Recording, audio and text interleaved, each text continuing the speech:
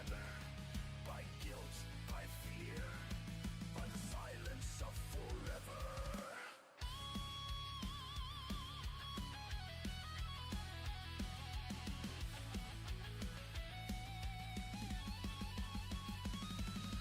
Drown me in the crimson mist, where guilt and madness coexist. The light I lost, I let it die, buried beneath the fractured sky.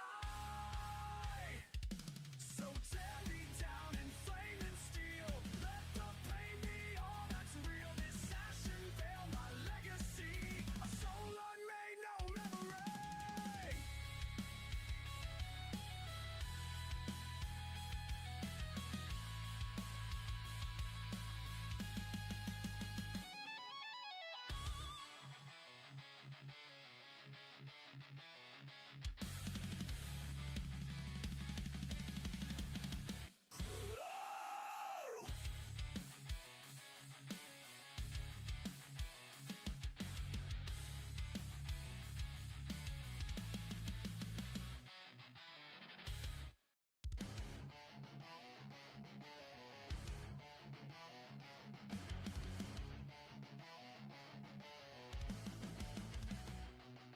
In silence I dwell, a ghost beneath the skin.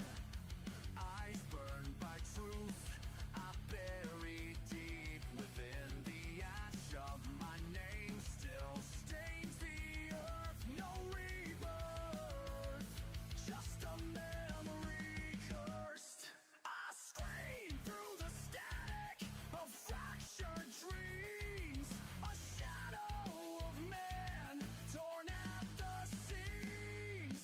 Drown me in the crimson mist, where guilt and madness coexist. The light I lost, I let it die, buried beneath the fractured sky.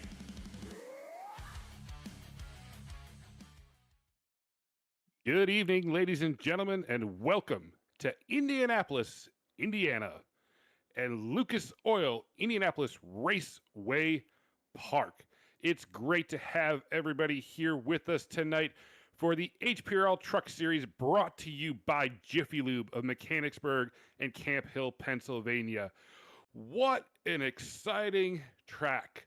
We go from one short track last week where Elbows Up, little beating and banging, leads us from North Wilkesboro here to IRP. Before we dive into tonight's action, though, let's take a look at what our current point standings look like so far this season. Jesse Sperling remains on top, almost a 50-point lead over Jason Baker. Derek Grigsby sitting third now after that win last week.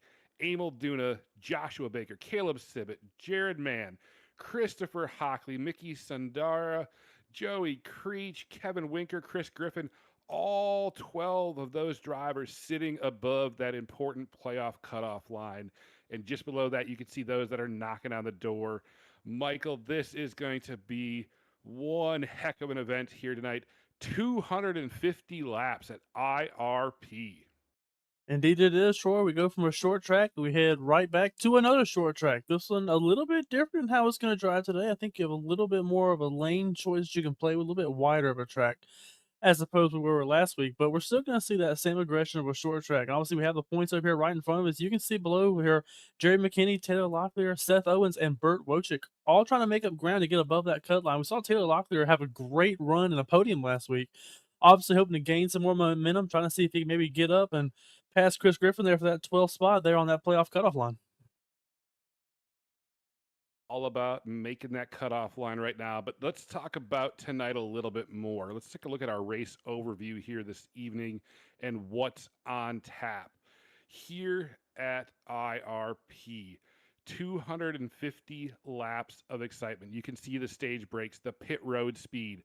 You're going to go from cranking it all out to 40 miles an hour, and you can see that estimated fuel window. I don't know that fuel window is going to be a big factor early in the race, but you never know late in the race. Maybe you can save a little bit more, or a tire is going to be the key. It's going to be interesting. You can see here the weather for tonight's race. It's going to be a little bit toasty, not too bad, but all of that's going to factor into how those tires wear on out. Excitement indeed on tap. You can see the trucks rolling around right now in their warm up. That means that qualifying is done, and we can go ahead and take a look at our starting grid for this evening.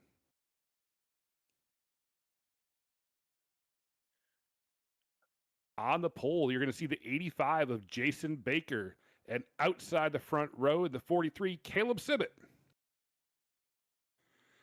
Starting inside row number 2, the 29 of Jesse Sperling with the 26 starting 4th of Jared Mann. Starting 5th, the 5 of Derek Grigsby, again last week's winner, and 74 Brian Torrey, new this season, starting P6.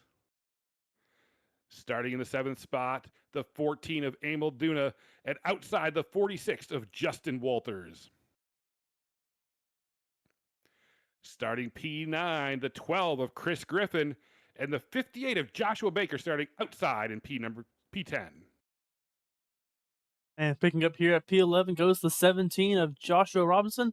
And in P12, we have the 21 of Stephen Justice.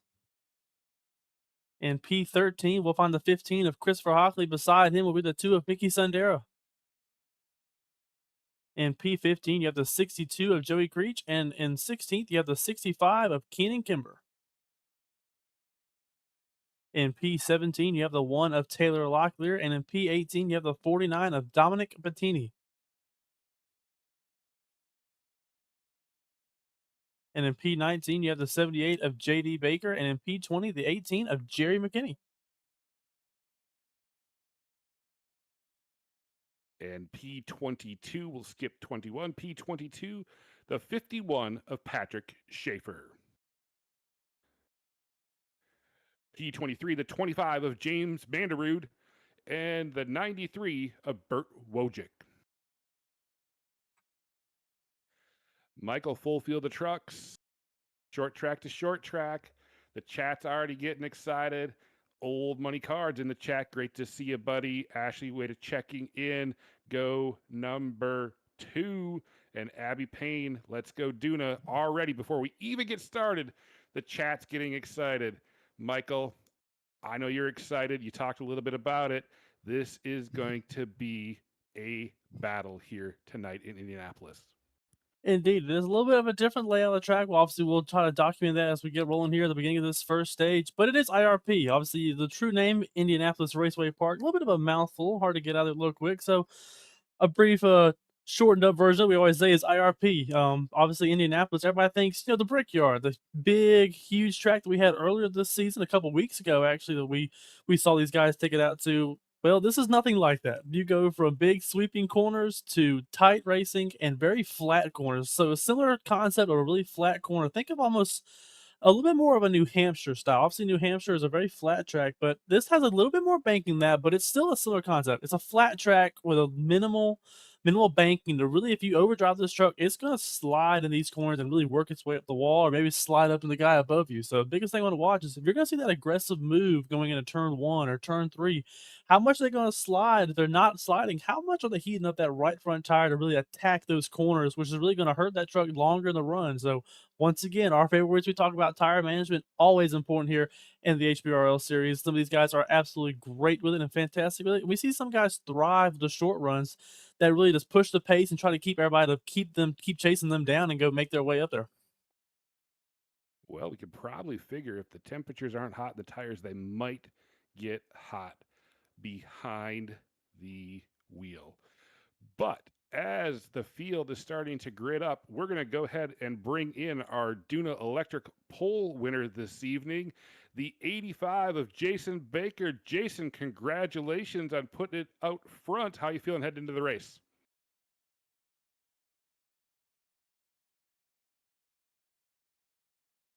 All right, we'll see. Jason, you got a copy? Brad, you know that part in Ice Age where the squirrel finds the nut and then he's all like really happy and everything? That's about how I'm feeling right now because I did not expect this. Well, you found the nut. Now the question is can you carry the nut across the finish line in 250 laps? That is the question, Tom. I'm just going to have to try.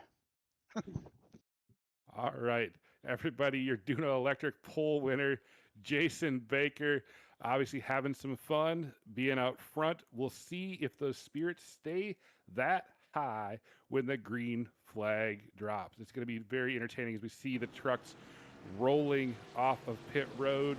A shout out from Sharon to Caleb Sibbett this evening. Definitely going to be exciting.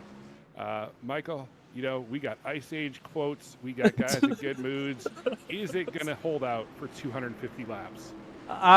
We'll find out here in this first 15 laps. If we get a big one, maybe possibly right off the rip, I think that everybody's going to know it's going to be a long night. If they stay green for at least 15 laps, then I think they're going to have great race, and they're going to have some long runs to really get to play around with their trucks and kind of see what they have underneath them. We'll see what they have underneath them. Indeed, this is going to definitely be a lot of fun as we see Jason Baker pacing the field around Caleb Sibbett outside. Again, the laps are going to be quick. The turns are relatively flat, so we're going to see what Michael talked about. Can they keep four wheels underneath them?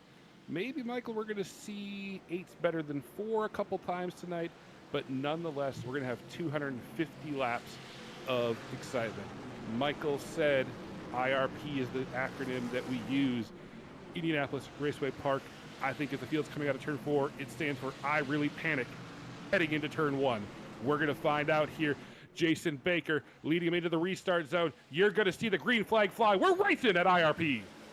Here we go. Green underway. Jason Baker leads the field here in the turn 1. You can see Caleb Sibbett getting a great roll on the top of that corner on the high side. Let's see a little bit of contact almost there between the two of them on the front row. The 85 and the 43 already attacking each other there. You can see the 85 is trying to get as much as high as he can get, try to get a bigger angle on the turn down. But Caleb Sibbett, wall contact there with the 43 of Sibbett. That's the downside of being on the high side. You may be a little bit faster, and it would get more turned down, but you're going to have to fight getting off the corner because the guy below you is going to try to get every bit of room he can. You can see right there, they are sitting on each other's fenders as they continue here on lap 2, headed towards lap 3. They could refuse to give up these spots. The 85 of Jason Baker pushing hard.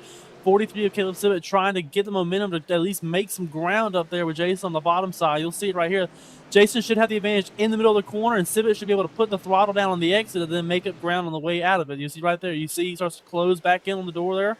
85's going to try to drive it in deep and clear him off here. He will. Jason Baker will take his pole position, and he will settle in there as we head to lap 4 here. Jason Baker out in front. You see the leaders side by side. Normally you see the leader get out and everybody's side by side behind him. This time we reversed it up on you. We went side by side out front and single file behind them. Great battles here in the early laps. We see the trucks stringing out. Everybody trying to find their feet underneath them. They're fighting hard. You'll see the scoring tower pop up. You'll see where your favorite driver is running as we're rolling around here at IRP. Jason Baker setting the pace from the start. Caleb Sibbett settling into that second spot. You see him look a little bit lower. Again, flat corners. It's going to be tough. You got to make it stick on that entry. You got to decide where you're going to go and not burn those tires up.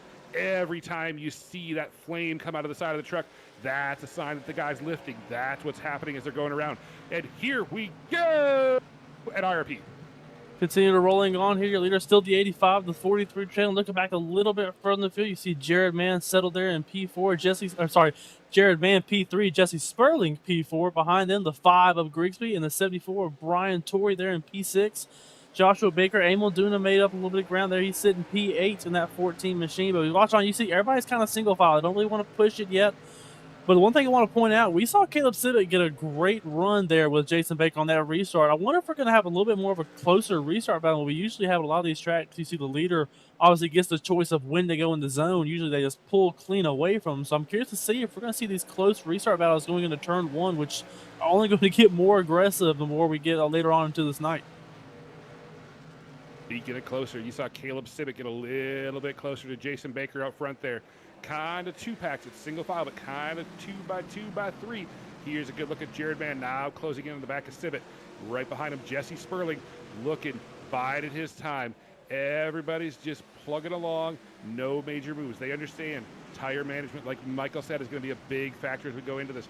You see Sibbett ducking down low, taking a little bit of a look on Jason Baker.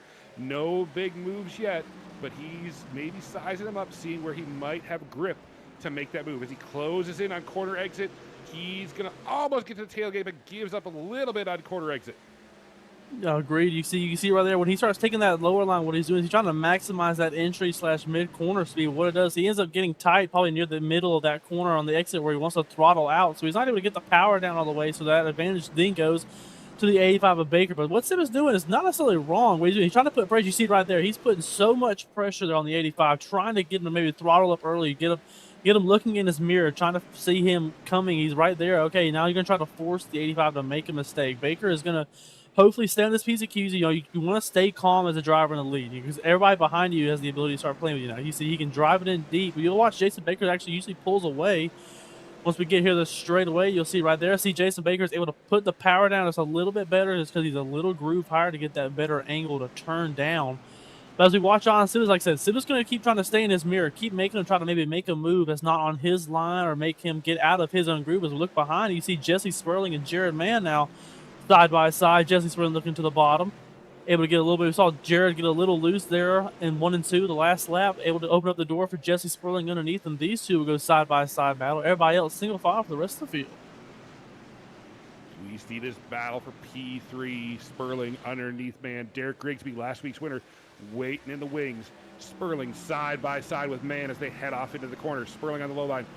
Mann roping the top side. Sperling gets back to the throttle a little bit quicker. Can he make it stick coming out of the corner? He's not clear yet. Still battling for P3. Sperling to the bottom. He's clear of Mann as they hit to the center of the corner. Almost closes up to the back of Sibbett. And we're going to single file back out. Sperling off to third as you see our leader maybe get a little bit of the wall coming out of the corner. We saw Jason Baker get a little bit of a scuff there off the corner there. We'll have to keep an eye and make sure he didn't get any damage on that 85 machine out here pacing the field. But you can see this 6-car breakaway right here all the way back to Brian Torrey there in P6. Joshua Baker in P7 is the next one to catch up after this pack of the 6 up here in the front. Jason Baker, you see he's actually starting to pull away there from Sibbett a little bit. I wonder if Sibbett's saving or maybe he hurt that right front that we were talking about a little bit earlier, trying to push under on that bottom line. Maybe he pushed a little bit too hard, trying to cool it off to get that truck to come back to him there. But Jesse Sperling's closed right to the bumper of the 43. He's actually trying to look underneath the 43 there. Oh, actually got a little bit of the bumper there, the 43. Jesse Sperling's trying to make this pass here. We've seen Jesse, like I said, God saw him. Here we go right here. He's going to set up for the dive here going into turn 3. Let's see how much he slides.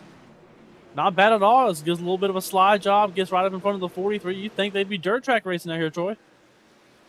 Maybe a little dirt track race and a little teammate on teammate action there. Maybe a little bit of give and take between Sibbett and Sperling. You see Sperling go all the way up to the wall. Sibbett's probably like, hang on a second. Where are you going? We got to stay on the track. It's flat, but we still got to stay on it. But now Sperling up to second. Sibbett back to third. All of them trying to chase down Jason Baker right now. Again, great battles throughout the field. Single file. Guys timing moves very strategically. Good look at Kimber there. Roping around behind Griffin. Griffin and Kimber with Hockley in tow. Again, biding time, Michael. Like you said, got to save those tires. The short stage of stage 1 is the lowest. If I could get my English down, it is the shortest stage of the entire race. So this is going to be a good gauge as to what you're going to feel. If you burn them up here, you're not going to feel great later on in the race. So everybody's trying to feel it out as you see Hockley taking a look underneath Kimber. You see Christopher Hockley trying to work underneath the 65 of Kimber. They're probably piggybacking a little bit of a blink there, the 65. We saw him blink a couple times. Keep an eye on that. Make sure he doesn't get that network issue that we've seen out of a couple guys so far this season where it pulls you into the pits and parks you because your connection is not well enough. And iRacing has that new rule recently within this past year. They added that feature where if you kind of have too many, we call it packet drop, which is pretty much just a disconnection or it's not able to connect well enough. You have a couple blinks, like we always say here on the broadcast. What it'll do is it'll actually pull you off the racetrack and put you onto pit road and waits till it's kind of calms down and your connection settles back in, and then it'll let you go back out there, which obviously we've seen it before with Jason Baker a couple times. This is detrimental. It puts you 2 to 3 laps down. In a short track, that could be even more. I mean, it's laps click off so fast here. It's just no time for you to really make up any ground. If you go multiple laps down, it's so hard to get it back, especially if it's a couple cautions where guys are continuing to go laps down. It's just hard to get yourself out of that hole. As we saw, whoa, a little bit of a slide there, the 21 behind this group as he gets loose there off the turn 4. Getting loose, starting to feel it. We're almost halfway through the first stage, running to lap 55-0 here in the first stage. As we're back up front, things are, oh, Baker, loose coming out of the corner. Sperling looks down low. Battle for the lead as we head through turn 1, out of turn 2 on the backstretch. Sperling down low. Jason Baker up high, side by side. Great view of the RV watching the race. Sperling again looks down low. Baker, Ooh. maybe in that preferred groove, clears him a little bit. Sperling getting a good run. Sibbett waiting there, watching Jared Mann, Derek Scrigsby. We've got a 5-pack up front pushing for the lead at IRP. Baker collects it after getting loose earlier. Back in front, Sperling falls in line. You see Sibbett looking around a little bit. He let Sperling go a little bit ago. He might want to push now. He might have been saving like you were talking about, Michael, and now it's time to go. Sperling, again, closing in on Baker, but he gives up a little bit by coming off that lower line off the exit. We see Jesse continuing to fight to try to get around the 85 here. The 85's done such a great job of taking away the lines that they're wanting. What he does, he sees Jesse goes low, almost tries to pinch him down there on his exit. That way he's just not able to get the full exit to use those tires that he's been trying to save here for most of the stage. You see right there. See, he comes down just enough to hold off the line that Jesse wants. You see a couple more wall taps there out of Jared Mann. Jesse's playing nice. Jesse keeps looking on that inside. I'm hoping he doesn't get a little too aggressive or too hairy in there and gets loose and maybe slides up into him. But, I mean, he is just trying to get anywhere there onto the inside quarter pin on the 85. He's going to be side by side with him here. Here we go, side by side. He saw the 85, squeezed him a little bit there trying to get the exit. Jesse didn't. Jesse backed out, played nice, backed out. Wasn't going to try to get into him there. Jesse continuing his march here. You see Caleb still behind him, keeps playing with the lines. He's almost just kind of like, I don't want to move you out of the way, but it's hard because he looks behind them and he sees 2 trucks trying to get around him. So this stack up is bad for everybody around. You see Jared Mann not looking underneath the 5 at Grigsby. That's what Caleb Sibbett is okay with seeing. Them 2 try to battle it out, but you don't want to try to make a move and then get hung out to dry and lose a spot in the process. Don't want to lose a spot in the process. I think that was a great view. Caleb Sibbett was actually outside Jesse Sperling after Jesse wasn't able to get the move on Jason Baker. Caleb could have stuck it out there, but it's his teammate. It's early in the race. You know, one thing we haven't talked about yet as we're clicking off the laps here in stage 1, there was a lot of action last week at North Wilkesboro. A lot of drivers got to visit the hauler after the race. I'm guessing they're going to mind their P's and Q's a little bit here early tonight because they don't want to make that return trip. As we see the return trip right now, these top 2 pulling away just a little bit from Caleb Sibbett now. Jason Baker, Jesse Sperling. A lot of drivers have not moved around a ton. As we look through the field a little bit, you're going to see Jason Baker up front, Jesse Sperling, obviously we talked about, Caleb Sibbett still up there, Jared Mann, Derek Grigsby. That's your top 5. If we go a little bit farther back, Brian Torrey, P6, Joshua Baker, P7. He started 10th, so he's up 3 spots. Emil Duna currently sitting in P8, Chris Griffin, Christopher Hockley, Keenan Kimber. Keenan Kimber is up about 5 positions from where he started.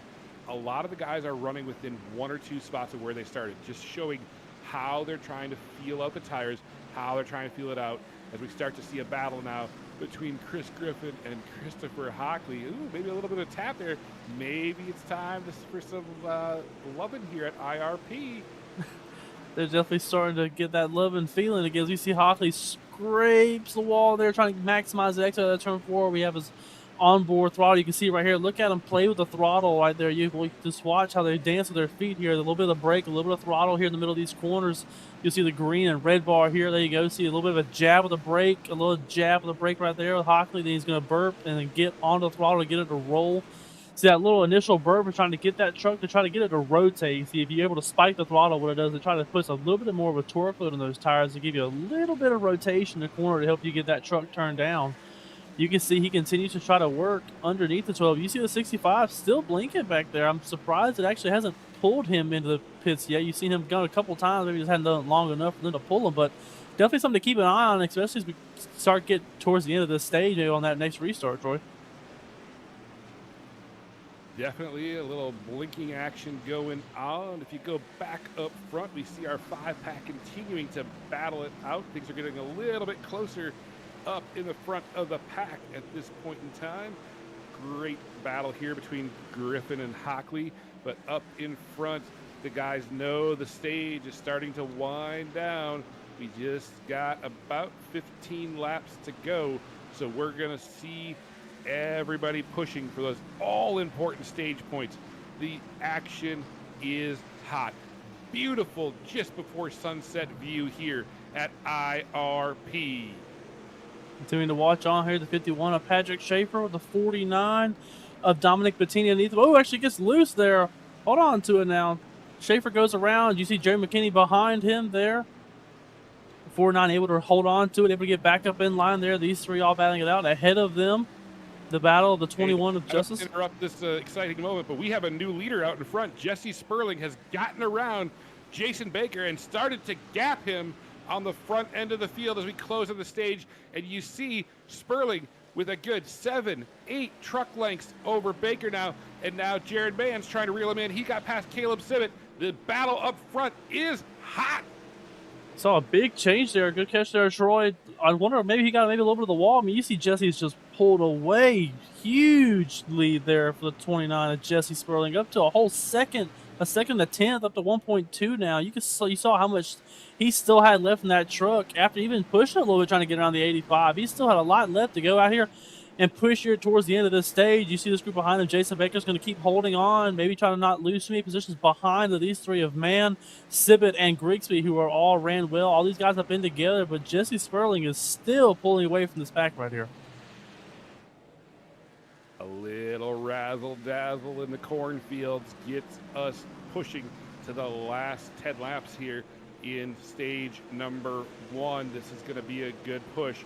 We'll see if Jesse Sperling continues to gap as we see Baker into the wall again. Jared Mann's going to peak down low, now drifted up high. He's going to try to get that run off the top side, bring it back down. Going to try to cross him over. He's got friends at his bumper. It might make him a little bit airless to go around. This all battling for P2 through P5. Yep, we continue to see great battles throughout this field, including up here at the front. We've seen it for most of this first stage here. These guys refuse to give up on each other. I'm just going to go ahead and point out Jesse Sperling out up to a 1.6 second lead ahead of this pack. He is completely checked out. He is all by himself, running down great lap times. His last lap was a 23.234. Jason Baker's last lap a 23.5, so 0.3 a lap for the 29. Just absolutely blitzing away with all those fresh tires. We see Jared Mann now looking for a shot underneath the 85 of Jason Baker.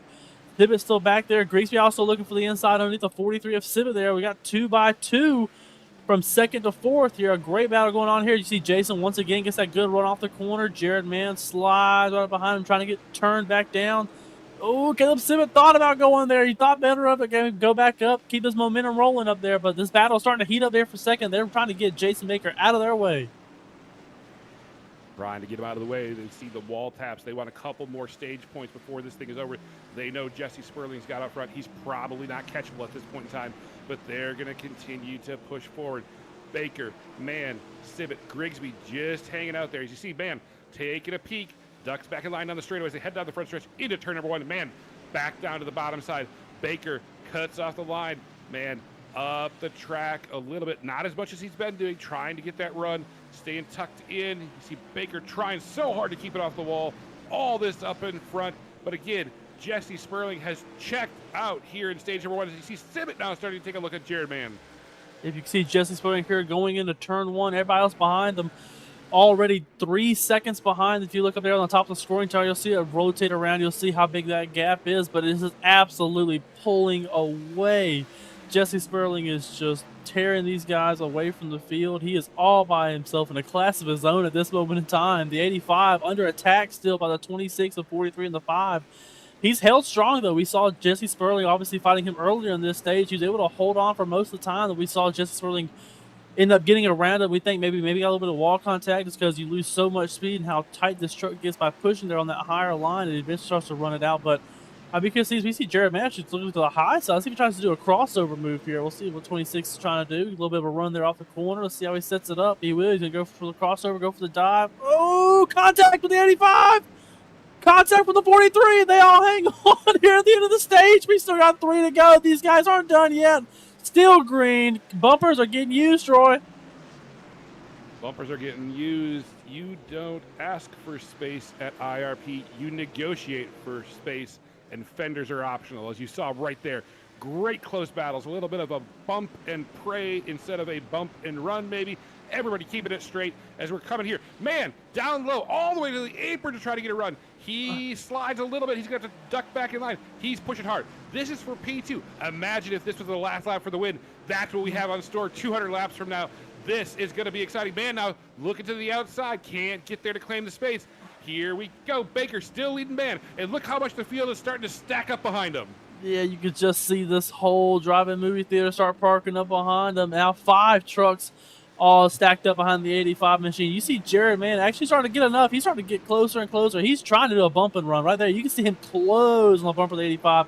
He's tired of following him. He has been held up for the last 20 laps. He is sick of following him. He's ready to get him out of the way and try to go get this spot, but also trying to get, we have a caution. That is a stage. Excuse me. That's how quick those last 3 laps rattle off, and I would be remiss if I didn't call out Jesse Sperling extended that lead to over 4.5 seconds to end that stage. And speaking of stage, our stage winner sponsor, Vickers Auto Parts. Vickers is a business of Jesse Sperling's granddad, Bub Vickers, started up in the 50s. New and used parts for all makes and models. Priced as used, good as new. Located at 914 South Alabama Boulevard, Highway 221, Chesney, South Carolina. And they ship anywhere in the country. Call them at 864-461-2621. Vickers Auto Parts, your stage winner sponsor. And I think there's going to be some excitement after they complete these pit stops, because we will try to grab a word with Jesse Sperling. And I'm guessing he's going to be more than happy to talk to us, Michael. Definitely so. Another good stage there. Some more points to try to extend that lead that we already showed early in this broadcast. I believe it was 50 points when he came in. He just continues to keep climbing it. You'll see Jesse easy by far wins the race off pit road. The 85 of Baker, the 26 of Man there. Running order should pretty much follow the same. Sibbett, Grigsby, Joshua Baker. Here we go. This is where we're going to start seeing some changes. Hockley, Duna, Griffin, Sundera. Here comes the 17. Right. We see that race off of pit road. We're going to try to grab a word real quick with our Vickers Auto Parts Stage 1 winner, Jesse Sperling. Jesse, you got a copy? Sir. All right, bud. You hung out there for a while, and then you made a move, and you checked out on the field. What was the secret to such a strong finish to Stage 1? I'm just running my line, trying to keep it as consistent as possible, man. That's the thing around here. It's just so tough to pass. So if you can get around somebody, you just want to be as consistent as possible. Well, first 50 laps in the books. Obviously, putting that Vickers truck in the stage win position for Vickers Auto Parts. Congratulations, sir, and good luck the rest of the way. Thanks, man. Ladies and gentlemen, again, your stage 1 winner, Jesse Sperling. You know, Michael, I think he's downplaying a little bit. Oh, just going to run my line. No big deal. I'm guessing there was a little bit more to that than just running my line. There always is. You never show your cards. Obviously, we know that we've talked to a lot of these guys. Some of these guys have the broadcast up while they race. They like to listen to us talk. Maybe try to get an insight on maybe it was a caution or something like that. But obviously, you don't want to give any secrets out to anybody until you get done the race and you can talk it over if you even want to do that. But we're going to see Jesse Sperling take the lead here, and we're going to see what he can do here at the start of stage 2, Troy. Sperling paces the field into the restart zone. You're going to see that green flag waving. We're back underway at IRP. Here we go again. Back at it again. We saw Jesse Sperling get a great jump there. We didn't see on the very start of this race. Jesse Sperling knew when he wanted to go, able to get his foot down on the throttle. You see behind there, 2x2, all through the back of the field. But your leader, Jesse Sperling, leads the field here around the first circuit here in stage number 2. Great racing all around there. Jesse Sperling continues to lead. You see the battle behind the 85 and the 43 of Caleb Simmons now under attack from the 5 of Grigsby. We got a caution. Some action. Little action into the turn. Ooh, there's a wall there, and a few people may have helped one another find it. This will be an interesting replay just off the restart, Michael. Try to see if we can catch what goes on here. Go see Chris Griffin, Emil Duna all up here. Joshua Robinson behind the 12 of Griffin. And he just gets a little bit of encouragement there going in the corner. hits the wall hard, stacks up Creech, Tory. I believe the 21 of Justice there as well. We're going to try to get a different view for you here. Here we go. We're going to ride on board. Here we go. This is the 12 right here. You see Sandera 2 on the outside. Checks up. The 17 gets into him. He goes around. The 62 gets hit from behind and thrown back up there. That's a 74 of Brian Torrey who come and gets bottled up into that. Here we go. And he gets assisted from the 21 of Justice. Is not able to get checked up in time. A little bit of an accordion effect with all of these guys. Let's try to get one more time here. We're going to ride with Bert Wojcik here in the 93 machine, able to get away nice and clean. Let's see if we can get one more view here. We're going to ride on board with a 62 of Joey Creech real quick. Here we go. See him rolling out of turn 4. See the 17 right there. Bump. Off the gas, just trying to not roll into him. Gets bumped into him there. Maybe a little bit of front nose and rear end damage. Other than that, he's able to keep rolling. You can see a big hit right there on the side of your screen off the front of the 12, though. Well, our first caution is the natural style. A little bit of action, maybe a little restart critter crawled out and got everybody a little anxious to get going again. Maybe they didn't want to follow the leader because they saw last time, Michael, how hard it was to pass, right? Once they single filed out, those tires leveled out, it was so difficult for guys to get around one another. Maybe just pushing for an extra inch up front early to try to gain a couple spots. What do you think? Are we going to be able to do it calmly this time, or are we going to have a little action like a little super late model Saturday night race? Obviously, you know, it's very entertaining to watch the Saturday Night Super Late model, but these guys don't want that. And it's hard, you know, you don't, like you just said, you don't want to give up positions here on these restarts, and it's so hard to gain positions. You want to try to get every one that you can on a restart, get the best position to try to make an easy pass. You know, you're going to try to dive hard into turn 1, stay side by side to where maybe if they get loose, that little mistake on cold tires, you can advance yourself. That's another that's a truck pass that you don't have to worry about until they back in there. They try to come catch you unless you're able to go make up some more spots. So I think we're going to have still the same aggression. It's a matter of maybe we get a little bit more in tandem and all together here. A little bit more in tandem and a little bit more side by side. It's like Puss in Boots and Shrek coming out of the corner. The green flag's waving, and we're back underway at IRP. Back to green, the 29, Jesse Sperling gets a good jump there. You see Jeremy right on his bumper trying to stay tight. The 85 and the 43 going at it. Contact. Oh, big hit there for the 43. The 85 goes around. Big wreck at the back of the field from the front of the field. Boy, we just racked up incident points there like they are souvenir magnets in Indianapolis. This was going to be a rough one. A lot to unpack off that restart. Gonna watch the replay here. Caleb Sibbett.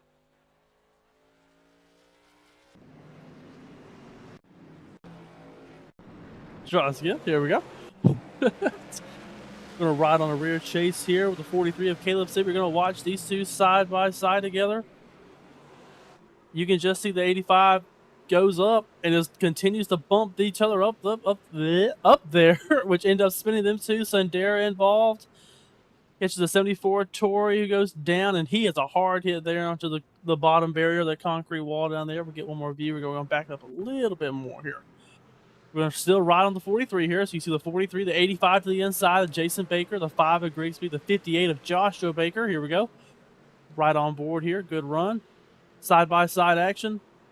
You can see the 85, a little bump, and once you touch each other, it kind of does that arrow just sucks you back up together. It's hard to get the truck separated. The momentum just keeps carrying you up, which ends up taking Sibbett up to the wall, and the 85 is going to go off the nose. Try to see maybe we catch anybody else, maybe having a little bit more trouble after that. Let's see if we can make sure nobody else got caught up in that. Obviously, we saw Brian Torrey get caught up in that. Here we go. We're going to watch behind, see if anybody else gets grabbed in here. You see the 2 of Sandera, maybe some front damage. I think that's about it. We'll ride on board here with the 74 Brian Torrey. We'll try to get that replay. Here we go. You see smoke in the air. He's out of the throttle, trying to just roll to the high side there. Sibbett just comes up just a little bit and hooks him down. Oh, a hit there on the concrete barrier. That concrete barrier on the nose isn't going to feel very good, and you can see just how tight it is. Caleb Sibbett trying to correct his truck from the accident just gets a little bit of Brian Torrey, and Brian Torrey gets a whole lot of wall. A lot of excitement here to start stage 2, clean and green in stage 1, and a lot to get us fired up here in the middle part of the race. Again, we're going all the way to lap 250, and we're on 65, so a lot more excitement to come your way. But all of this going on behind Jesse Sperling setting the pace, now with Jared Mann to his outside as they roll through 3 and 4 ever so slowly, ever so gingerly. We're going to watch Jesse Sperling hit the restart zone. We're going to see the green flag fly, and we're back underway. Back to green. Jesse Sperling, another great jump there. You see Jared Mann still going to follow tight. Grigsby's now going to try to clear himself there on the 85, or sorry, excuse me, the 58. Wrong number, the other Baker brother right there, Joshua Baker up here in P4. Watch on though, Jesse Sperling, so your leader side by side behind him. You see the 58. You go a huge drive into the corner there. Still side by side with the 5 behind these two. You see action behind these guys side by side through most of the field. Battle here for P3. The 58 and the 5 continue to go at it. You see the 15 of Christopher Hockley made his way up here now. Hockley there to P5, battling the 2 of Mickey Sundera. See to watch on here. The 5 and the 85 continue to battle. Sorry, the 5 and the 58. I got to get that right. Continue to battle here. Grigsby on that bottom side. The 58 is probably going to get a little bit better momentum on that high side. He does. He clears the 5. Grigsby settles back in line, and he's going to probably go try an entire save mode. Don't go try to kill him there. Fastest lap of the race. On a side note, Jesse Sperling, a 22.242 there, the 29, the fastest truck on track. You actually see him starting to pull away from this group behind him. Jesse Sperling, is he going to start pulling himself away like we saw last stage, Troy? It'll be interesting. This is a lot earlier than he was pulling away last stage, but maybe he feels like he can gap it right now. He's got Jared Mann. Jared's got a clean track in front of him other than the leader, and no pressure right now. But Joshua Baker is trying to change that. Him and Derek Grigsby have single filed out, and now Joshua Baker ripping that top side. Now, one of the things Joshua Baker is going to have to keep in mind, there's a lot of tire usage when you're ripping that hard around the top side. Is he using up too much too soon? It's only the second stage. Maybe a good time to try it out. Maybe it's a good time to figure out how that's going to work in the long run. Only on lap 70, going to 115, so still quite a ways to go, Michael. As you see Jared Mann kind of slide it up a little bit in the corner. I don't think that was an intentional diamond. I think he had to chase it. I think he did as well, and like I said, piggyback off what you said, the 58 pushing on. We've seen him at a couple of these short tracks. We saw him last week at Wilkesboro. Also, love that higher line to be. You can be really aggressive on your throttle, and on that wheel to get the truck to go there a little bit faster on the higher line, but it wears those tires out a little bit quicker. We usually see the 58 take that more of an aggressive style of taking up the, not so much the, I'm going to say the worst line, but the more aggressive line when it comes to tire conservation. You know, he really wants to try to go maximize the speed, put himself in the best spot, and then worry about people trying to get around him. You know, as we always say, it's easy to catch somebody, it's hard to pass them. But so if you can get yourself able up there to that front spot to whether you force them to pass you, I mean, we saw the 85 and Jason Baker do it for the most of that first stage, able to defend so well, even when he burned his stuff out. Ooh, contact there from the 58 on the wall there out of turn 4, but when you're able to have that top spot, you're able to kind of dictate what the guys behind you are able to do. You know, when you can put your truck in lines that are really going to hurt them, whether it's the exit, whether it's your entry, or you're trying to give them a little bit of dirty air on the nose to try to slide them up a little bit. It's just so many ways that you can play the game of cat and mouse when you're the leaders. I actually see him go back around the 5. We saw Grigsby keep trying to work on that bottom there. He's going to keep digging, trying to get any momentum there. We saw a big turn down there for the 5, not able to hold on to it, or not able to make ground up that he wants to. He's still going to be, Grigsby lose out of turn 2. Grigsby loose on the bottom side out of turn 2. That does draw a caution. Unfortunately, trying to push that bottom line. You know, Michael, what I was going to say right before that horribly timed commentator's curse was, I think what Grigsby was doing is, we'll watch the replay here, he had seen Joshua Baker hit the wall multiple corners in a row. Not hard, but just enough maybe to slow up some momentum. I think he might have been thinking, I'm going to take the lowest way around to keep the short distance, and when he hits that wall, it'll give me a better chance to accelerate out. We didn't get to see if it was going to actually play out that way or not, but I think that may have been what he's thinking, because he's watching the 58 hit the wall here in the corners. I want to see if maybe he catches a little bit of the apron on his exit here. He does a little bit. You see right there, he catches the apron. So on the apron and the banking, there's a little bit of a difference. We're also going to try to get a picture of the left rear as well. We're going to try to see if we can catch when that truck begins to slide. Here we go. We're going to ride here on the right rear of the 5 of Derek Grigsby heading here into turn 1. You'll watch here. He's going to get that tire below that black and yellow line right there. This is really a crack in the asphalt. There's a little bit of a difference in the elevation. There's a little bit of banking. So on the apron, obviously, is completely flat. There's a little bit of banking there in that corner. You see him just go a little bit too far down, ends up getting him offset on that banking. That's what's going to spin that truck around when you're on different grades on those tires. Different grades, like the difference between left and right. We'll forgive Michael. He'll figure it out one of these days. That was the left rear that dipped below the yellow line. It was the right side on your screen. We'll give you credit for that. But that is, a key. And, Michael, sometimes we can use the yellow line when we're driving to help turn the truck. But like you said, when you have that difference, especially on such a flat track like this, it is ever so sensitive and can break loose. If he would have kept that left tire just 6 inches up the track, he probably wouldn't have broke loose, or not quite as bad as that. Agree. Like I said, usually you can cheat. Excuse me. Let me recollect myself.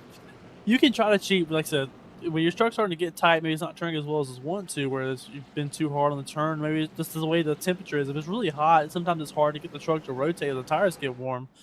Like you said, you can get a little bit of that clip that we're talking about, and really almost upset the truck on purpose, to where you can get just a little bit of rotation, kind of a little bit of a pitch. Obviously, in terms of what we say in the dirt, you want to get that back end just to lift up just a little bit, to where you're able to get that truck to turn using your throttle, not so much having to input more wheel or maybe take speed out by using the brakes on the trail brake. You can cheat, get a little bit of that pitch that we're looking for, try to get that truck rotated and get you back on the throttle to get it down there. But obviously, if you go looking for a little bit too much, it's going to come back to bite you, and we saw that right there with the 5. Bite you indeed it can. Lift that truck up. You don't want to go as high as a cheerleader, so we got to keep it relative and in check. And we'll see if the field can do that here again. Jesse Sperling pacing them back to green here in just a second as they roll around the corner. They're side by side into the restart zone. This time Sperling goes early, gets the jump up in front of Jared Mann. Last time he waited, Michael. This time he went right away. Yep, you can see Jesse's doing a well thing when he's the leader, playing that little mind game of when do I go in the zone. That's the ability you have of being the number 1 spot. You have the ability to kind of mess the guys around you, make them wait for you to go whenever you want to go. Don't let them try to guess what you're doing. Keep them on their toes. Keep changing what you're doing. That way they're not timing you up. We always talk. You see a lot in other sports. Football. You have to change the cadence. Cadence. Well, mouthful today. You got to change the cadence sometimes. Throw the defense off. Say something different. Make them try to jump. It's the same thing here. We do the exact same thing. What you do is you can change. You can go a little bit sooner, a little bit later. You'll see Jesse Sperling come out here. You'll see the little box in the restart zone right there. That little orange space in the wall is the restart zone. He has all of that to determine when he wants to get on the throttle. So you can change it so many ways. And really what you'll do is you'll try to tend to watch the guy who's on your outside. Maybe they start to try to get a little momentum to jump with you. What you'll do is you'll just hold it for another second till that outside car goes, or outside truck goes around you. That's going to be a penalty for them. It's going to put them to the back. So, like I said, being number 1 spot, obviously you want the clean air. You want to be in first, but it has so many more luxuries. That's why we see these guys push so hard trying to get to the number 1 spot to control the race, especially if you have a couple of restarts where you really are in the driver's seat to get yourself out of that trouble early. Out of trouble early is key. Clean and green is where you want to be. That's what Sperling's doing as we start to drop back and watch some of the battles here going on. Again, a lot of the trucks single file. You see them sliding around like a lap 83. You can see them though. They're starting to feel it. They're starting to wiggle a little bit as we watch Creech working the bottom side. He's the only one down there in this pack right now. He's working hard, pushing the bottom underneath the 49 of Dominic Bettini. And right in front of them, Emil Duna. Creech trying to make that bottom side work. We see a big wiggle out of Bettini. The checkup behind him, looks like Stephen Justice had to take evasive action to the bottom side. Here's the excitement starting to brew. Contact. Oh, I thought we were going to get another contact there at turn 2 with the 21 and the 49. Able to hold on to it. Justice goes through the 49. Losing a couple spots there. Dominic Bettini losing a couple spots. Continue to watch on. We're going to watch this battle here. Just the 49 trying to lose too much ground as the 43 of Caleb Simmett is behind this group. We saw him get caught in that caution there. Taylor Locklear, the 5 of Grigsby back there. Jared McKinney all in this group continuing to run strong ahead. Jesse Sperling is pulled away. He's now up to 1.8 seconds, starting to build back up on that lead that we talked about earlier, Troy. Obviously, we still have about 30 laps to go here in this stage, so plenty of time for that tire to fall off. I'm curious to see. We always ask Jesse. I don't think he ever really feels super strong about his short run speed, so I would have to think that he's playing for the long run. We just see him do it so many times, but obviously we'll try to check in a little bit later. We saw a little bit of a wall contact there with the 12 and the 85 back here. These two trying to push everything there forward. And I want to bring your eyes off paint scheme. I made a shout out a little bit earlier. The 46 of Justin Walter out here in this Pittsburgh Pirates machine. He sent us a little teaser on the back bumper earlier or last week. I didn't really tell what it was. He said, "Wait and surprise," and sure enough, he pulls this one out, and it's a great looking car. Great looking truck indeed. All these trucks look sharp out here each and every week. Love to hear from the chat. What are your favorite paint schemes, either out here tonight or that you've seen so far this season? These guys work so hard behind the wheel and behind the scenes in between every Thursday night here at the HPRL Truck Series, brought to you by Jiffy Lube of Mechanicsburg and Camp Hill, Pennsylvania. As you see Kimber doing his little disappearing act, looking, big slide coming out of the corner, has to keep it. Great job saving it, but he's going to give up a ton of ground as he's going to get the 17 to Robinson. Look it up high. Is Robinson going to rope it? He's going to have to fall back in line. Kimber holds the spot after a little bit of dance. Kenny Kimber is playing Phantom. He just continues to come in and out every once in a while. I'm sure it's catching the attention. As he starts to catch these leaders, they're going to start getting a little more anxious seeing him maybe pop in and out. He's steady here, but you'll see every once in a while you get that occasional little hiccup. And if you get at the wrong time going here in these corners with these hard braking zones and the guy behind you has to guess where you're at, it usually doesn't play out too well. Continue to watch on. You see him right there disappear going into the braking zone there in turn 3. The 17, I think, has to chase up just because he doesn't know where he is. He doesn't want to get into him. The 65 starting to work on the 58 there. Ahead of him, Christopher Hockley up to P3. He's been working his way up here at the front. Christopher Hockley continuing to make good lap times, working on Jared Mann ahead of him. But all of them are still chasing Jesse Sperling, who's now 2.6 ahead of the leaders. He is just cruising all by himself up here, continuing to make great lap times. You look behind just how far. He almost has the entire straightaway on the man in P2, and that is Jared Mann. Jesse Sperling looking extremely strong here tonight as Hockley's looking underneath the 26 now. See if Christopher Hockley is able to get this pass done. The 26 should have the advantage on the high side with the run. He does. He'll clear back the 15. The 15 settles back in line. Hockley's going to reload, trying to get that truck turned back down. You can see him really trying to dime in the corners, trying to get that truck to turn down so he can try to get an aggressive move there on the 26. Maybe try to get underneath them to start heading into the next corner of the braking zone. This again happening well behind Jesse Sperling. Right now, the field has to keepy uppy with Jesse Sperling. And speaking of keepy uppy, see a shout out. One of the favorite paint schemes out there is Duna's Bluey scheme. Obviously not on the truck tonight, but keepy uppy time for the field with Jesse Sperling. Also, shout out on the rims on the 62. So a little rim love going on out there for the 62 of Joey Creech. Look at that truck looking so sharp with those rims. Thank you, chat, for weighing in. All of this happening just here in stage 2. We still got just about 10 laps to go in this stage. Ooh, a little more wall contact. There is more concrete eating going on tonight than I've ever seen. Holy cow. But they're keeping it straight. They're keeping it excited. And they're pushing on here at IRP. They're pushing strong. You see Kenny Kimber able to get on the 58. Joshua Baker. We saw Joshua Baker earlier running that higher line. I think he's starting to finally pay the piper for all that work he did on the high side. You see the 17 of Joshua Robinson now working behind them. They're starting to stack up there. So they're on the interstate. Everybody's starting to get stuck behind the 58 now working under. We saw it when we saw a little bit earlier in the first stage, a little bit of traffic getting caught up. These guys that were on that high side pushing hard. We saw Jason Baker in the first stage. Now Joshua's kind of in the same boat. He's just going to have to hold on, fight as hard as he can on the outside, try to take away the run that they're looking to get on the bottom. As you see, he's got the 17 stalled out here, not able to fully clear him all the way. The 2 of Sendera is now going to be under attack from the 51 of Schaefer. All these guys trying to advance their position up a little bit more, try to get some more valuable stage points that we talk about every week. Valuable stage points. I'm going to guess out of these 2, Joshua is going to get the stage points. Whether it's Robinson or Baker, you guys can decide, but it's Joshua and Joshua battling side by side. Look at the field dance coming off the corner, Michael.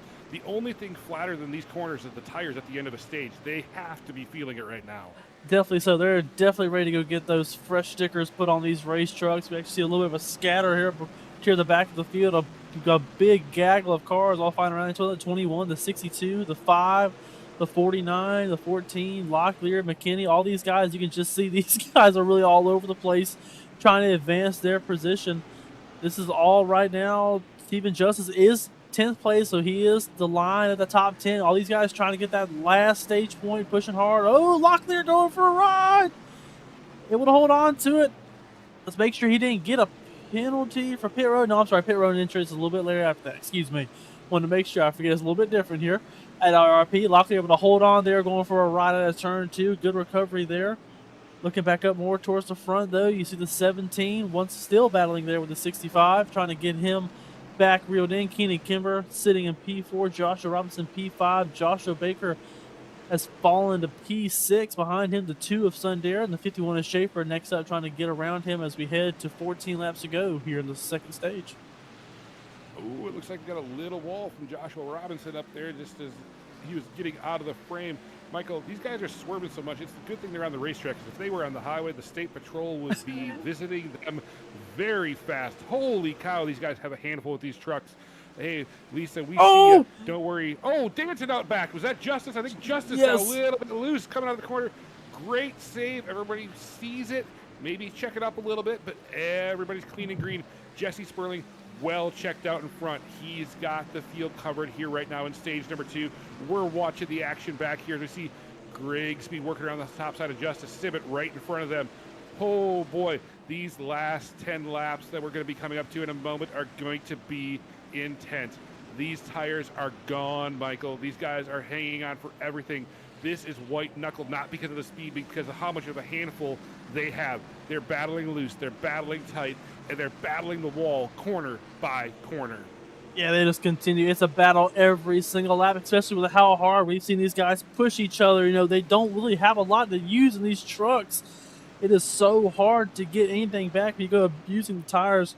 And we've just seen these guys continue. They're pushing, they're sliding all over the place, trying to get that truck to get the power down and get it out of the corner, just continuing to heat up the right rears, which only going to make it worse the more you go here. They're only going to heat up more and more and more and make you continue to push harder. We see the 2 of Sundera starting to close in on the 58 here towards the ending of this stage. He's going to work underneath the 58 of Joshua, trying to get a little bit of a run. You saw ahead of them the 17, the 17 and the 65 of Kimber were able to get around the 58. They've actually put a little bit of a gap there. They're trying to do the same here with the 2 and the 51. The 51 now looking underneath the 2, thinks better of it, goes back in line. Whoa, a big dance there. 17 of Robinson trying to go underneath Keenan Kimber, able to hold on to it. These two trying to fight each other out there for P4 right now. Keenan Kimber sitting 4th, Josh Robinson 5th. Behind them, the battle there for 6th is still there. We head back to the 10th place. Is Caleb Sibbett, who is under attack from the 5 of Derek Grigsby. These two quietly making their way back up towards the front. Working their way up towards the front. Again, the top 10 battling for stage points, so that 10th position is just as important as anything right now. It's the difference of point or no point, and 1 point can make a difference on the cut line. All of this happening in the waning laps of stage number 2. Excitement. There is so much smoke from the wall contact. Everywhere we look, people are battling. And speaking of battling, here's a battle for P2. Hockley, man, side by side through the corner. Man's going to get the run on the high side. Hockley not going to fall right back in line. Hangs on to it, then tucks back up. He's going to set it up for another corner. He's going to try to get that run as they come out of the turn this time. It's winding down. All of this happening over 3.5 seconds behind Jesse Sperling, still well out in front. Yep, Jesse Sperling up to 3.3 seconds ahead. We're going to try to clip up onto him real quick. You can just see he has been running great all night. He has loved being up front, and he doesn't want to give it up anytime soon as we head towards the winding parts here in stage 2, hoping to go green the rest of the way and claim his second stage win here of this race and sweep the stages so far, Troy. Sweeping the stages would be great right now. We're sweeping up against the wall every time we come out of the corner. This is some great racing. Yeah, Jesse Sperling's checked up, but look at the battles stacking up all throughout the field. All of these intense battles. Joshua Robinson finally got around the 65 of Keenan Kimber. Now, can he reel it anymore? He's got a big gap up to Hockley. He might have topped out for this stage as we have less than a handful of laps to go. Continue to watch on, continue to see the battles taking place here all around the top 10. The 58 still holding strong there. He's P6, so he hasn't fallen too far back. We saw him have that aggressive driving there on that higher line. We see a lot of guys starting to do it now. It's just a faster line. I thought more towards the bottom would be the better bet, but it's just so tight down there with the way the session is. Obviously, being on the higher line is going to be a lot better. It's just a matter of how much speed you carry into the corners, what they're going to start differentiating on whether you're abusing the tires, maybe you're just rolling the tires up there. See, what you can do is you can use a little bit more right front to kind of carry some more speed in the corner, but it's going to end up biting you later. Whereas if you try to roll the corner, try to hit that center apex we talked about, try to diamond it, it may not be as aggressive on that right front. It may have you a little bit more tired towards the end, but we have definitely seen these guys go super hard here on these right rears. We see these trucks sliding everywhere they go, out of turn 2, out of turn 4, continue to see sliding, all these guys pushing for every bit of power they can put down. Put down that power, put down that right foot, but you have to roll it through the corner. You can't eat it up. You see Joshua Baker there, great battle with Mickey Sendera. Joshua Baker able to roll that high side, like you said, Michael. It looks like Sendera might actually have a stronger truck at this point in the run, but he doesn't have the line. He can't get to where he needs to go to make the move. As we go back up here and watch the battle for P2, Jared Mann, Christopher Hockley winding down. The caution is going to be coming out in just a moment. The stage is going to wrap up. We're going to see them side by side. And we have reached the stage. Deep breath. Vickers Auto Parts Stage 2 winner, twice as nice, Jesse Sperling.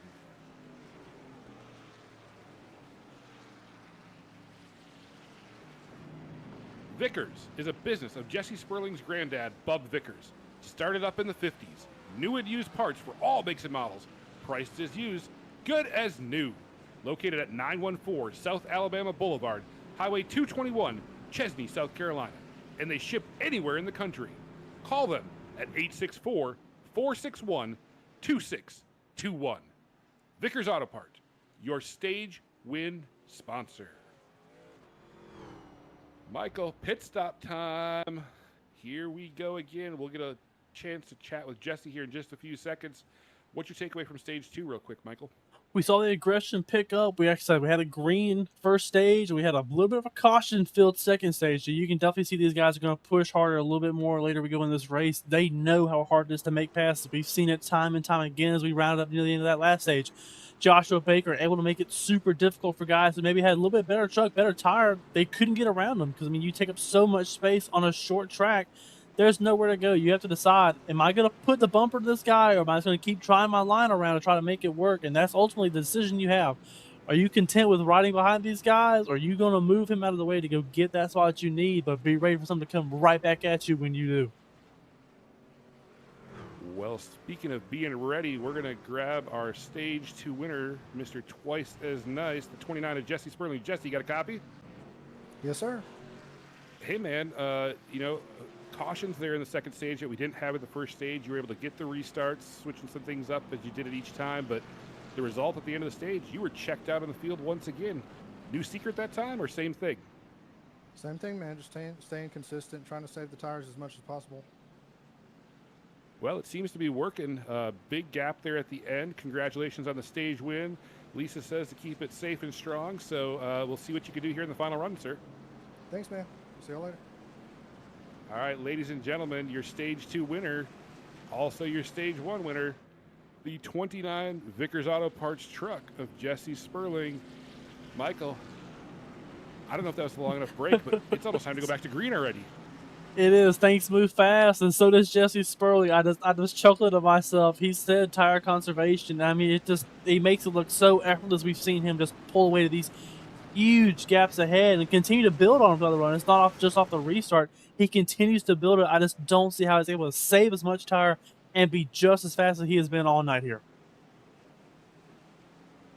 We're still under caution. Looks like maybe we extended it one lap. We'll take a peek here as they reset. This will be the longest stint, Michael. We estimated fuel to be around the 152 to 158-ish range at the beginning of the race. So we're going to see how this pans out. It should be a stage that they can make out of fuel, but the question is going to be tires. We saw how much they were sliding around at the end. It's probably going to come down to cautions, but what are you thinking right now as you're setting up to start this longest stage? And I know we're going to go back to green. and we'll crank it up after you give us your thoughts. We'll go to crank it up here in a second, but kind of piggyback off of what we said. You know, Jesse Sperling has had great pace through this entirety of his run. So obviously the longest stage, we don't think fuel is going to be a problem. But do you want to give up track position to go down pit road to put tires on? I mean, you're going to go at least a lap down if you go to pit road. You've seen just how fast they click off laps. So you're not going to have time to go down, put stickers on, and come out on the lead lap. And then you just have to hope everybody else pits. If you go in, you get a caution, you're in trouble. I mean, you're not going to have anywhere to go. I mean, you're going to have to hope for a lucky dog or try to get a wave round where everybody does go pit. But we always talk about hope is not a strategy. You want to be in a spot where you know for sure you have an opportunity. And I think that's running it out all the way. Take care of your stuff through the start and the end of this stage. Have yourself in a good spot to finish this race. And with that being said, we're going to swing over and crank it up.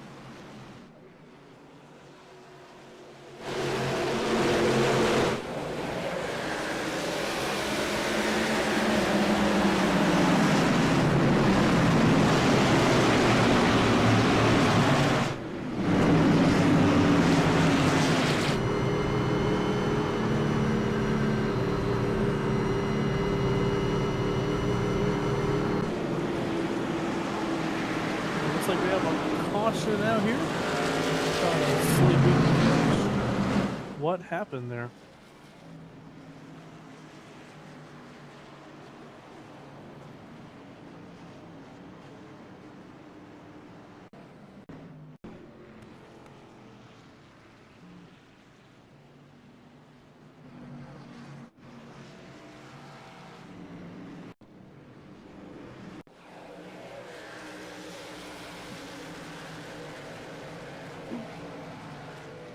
Looks like the 46 of Justin Walters is going to get loose here. Oh, yep, just gets loose there off of turn 4, goes for a slide, and that's what ends up bringing out the caution there. Cold tires, flat part of the track, maybe just back to the throttle a little too much or a little too soon, and little tilt-a-whirl spin. Doesn't look like he made any contact with anything, so other than hurting the tires, it should be good to go, but a great chance to reset here as we're under caution. We can also give a shout out again to our presenting sponsor here of the HPRL Truck Series in Season 6, Jiffy Lube of Mechanicsburg and Camp Hill, Pennsylvania. Jiffy Lube of Mechanicsburg and Camp Hill, Pennsylvania is proud to support grassroots racing and the sim racing community. We provide fast, reliable automotive maintenance to help keep our customers on the road with confidence. From oil changes and inspections to preventative maintenance and vehicle care, we're committed to quality service in the Mechanicsburg and Camp Hill, Pennsylvania communities. Just like racing, vehicle maintenance depends on performance, reliability, and attention to detail. We're excited to support the HPRL Truck Series and the drivers, teams, and fans who love motorsports. Jiffy Lube, the Mechanicsburg and Camp Hill, Pennsylvania. Leave worry behind. Leave worry behind, Michael. That's what these guys want to do here in stage 3. Indeed, they definitely want to. I think most of these guys want to go green. They want to not have to worry about the chaos that we continue to see restart after restart, keep having to reset themselves and recycle themselves. Jesse Sperling obviously is content with getting these runs where he can just reset and say, all right, I'm going to just go again and try to get the jump off. But I don't think he wants it either. You know, we've seen him, obviously he has a good green flag pace, but eventually you start running out of pitches to throw when you start going to these restart zones. You can only do so many different things in the restart zone before they start trying to figure out, okay, now he's done this. You have to keep trying to change the rhythm. Eventually they're going to guess it right. This is what you would think they're going to do. So Jared Mann's probably going to keep trying to pounce here on the 29. He's going to try to time this one up and get as good of a run as Jesse gets when they go here to the restart zone. Heading to the restart zone, Josie is cheering on the 29. She says, go, Daddy. And in the restart zone, Daddy goes, and we're back under racing. Back at it again. Jesse Sperling once again gets a good jump there, able to hold off the 26 of man. Behind him, the 17 of Joshua Robinson fighting there with the 15 of Hockley, who's right on his door there as they come out of turn 2. Christopher Hockley not really going to give an inch. Oh, 3 wide. Hold on to it. Here we go. Still 3 wide. Joshua Robinson on the bottom, loose. Burt goes around.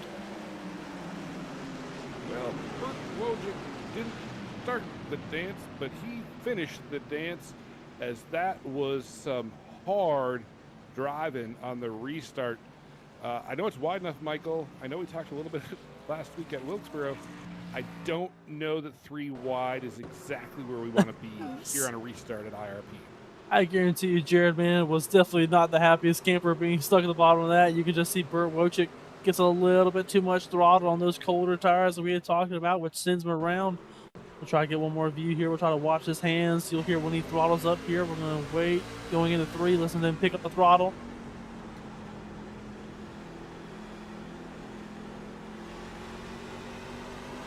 There you can see right there, he stabs into the throttle, trying to get that full run off the corner and just unloads the truck, and it goes around on him. No spin, but just like we saw with the Walters, no damage there. Just a little bit of heat up on those tires, maybe a little bit of speed scrubbed off, but overall, no damage. I know we're just a few miles from the Brickyard, Michael, but this is starting to feel like a backyard brawl might be brewing. Holy cow. That restart was even more intense than what we saw in stage 2. I can only imagine we're going to continue to ramp up the energy. The heat is going to ramp up in the tires. We're going to see some more sliding, some more shaking, maybe some more concrete eating. Can they color inside the lines the rest of the way? The great question. I don't know. We obviously see some guys who have had plenty of speed during this race who are still trying to work their way back up through the pack. Notably, Caleb Sibbett still P17. Looking a little bit further ahead, Taylor Locklear, the podium last week, he's sitting P13. A couple of these guys, Eric Grigsby there in 10th in the 5 machine.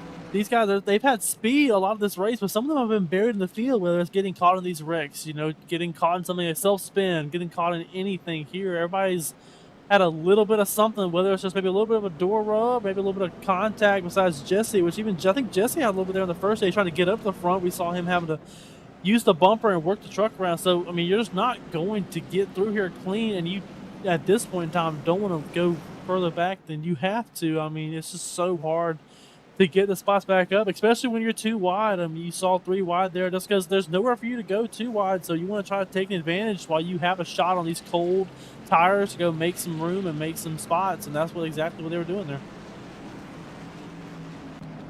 Some room, gaining some spots. Again, restarts are the best time to do it, but it's also when everybody's the closest together. That's exactly what we saw on that restart.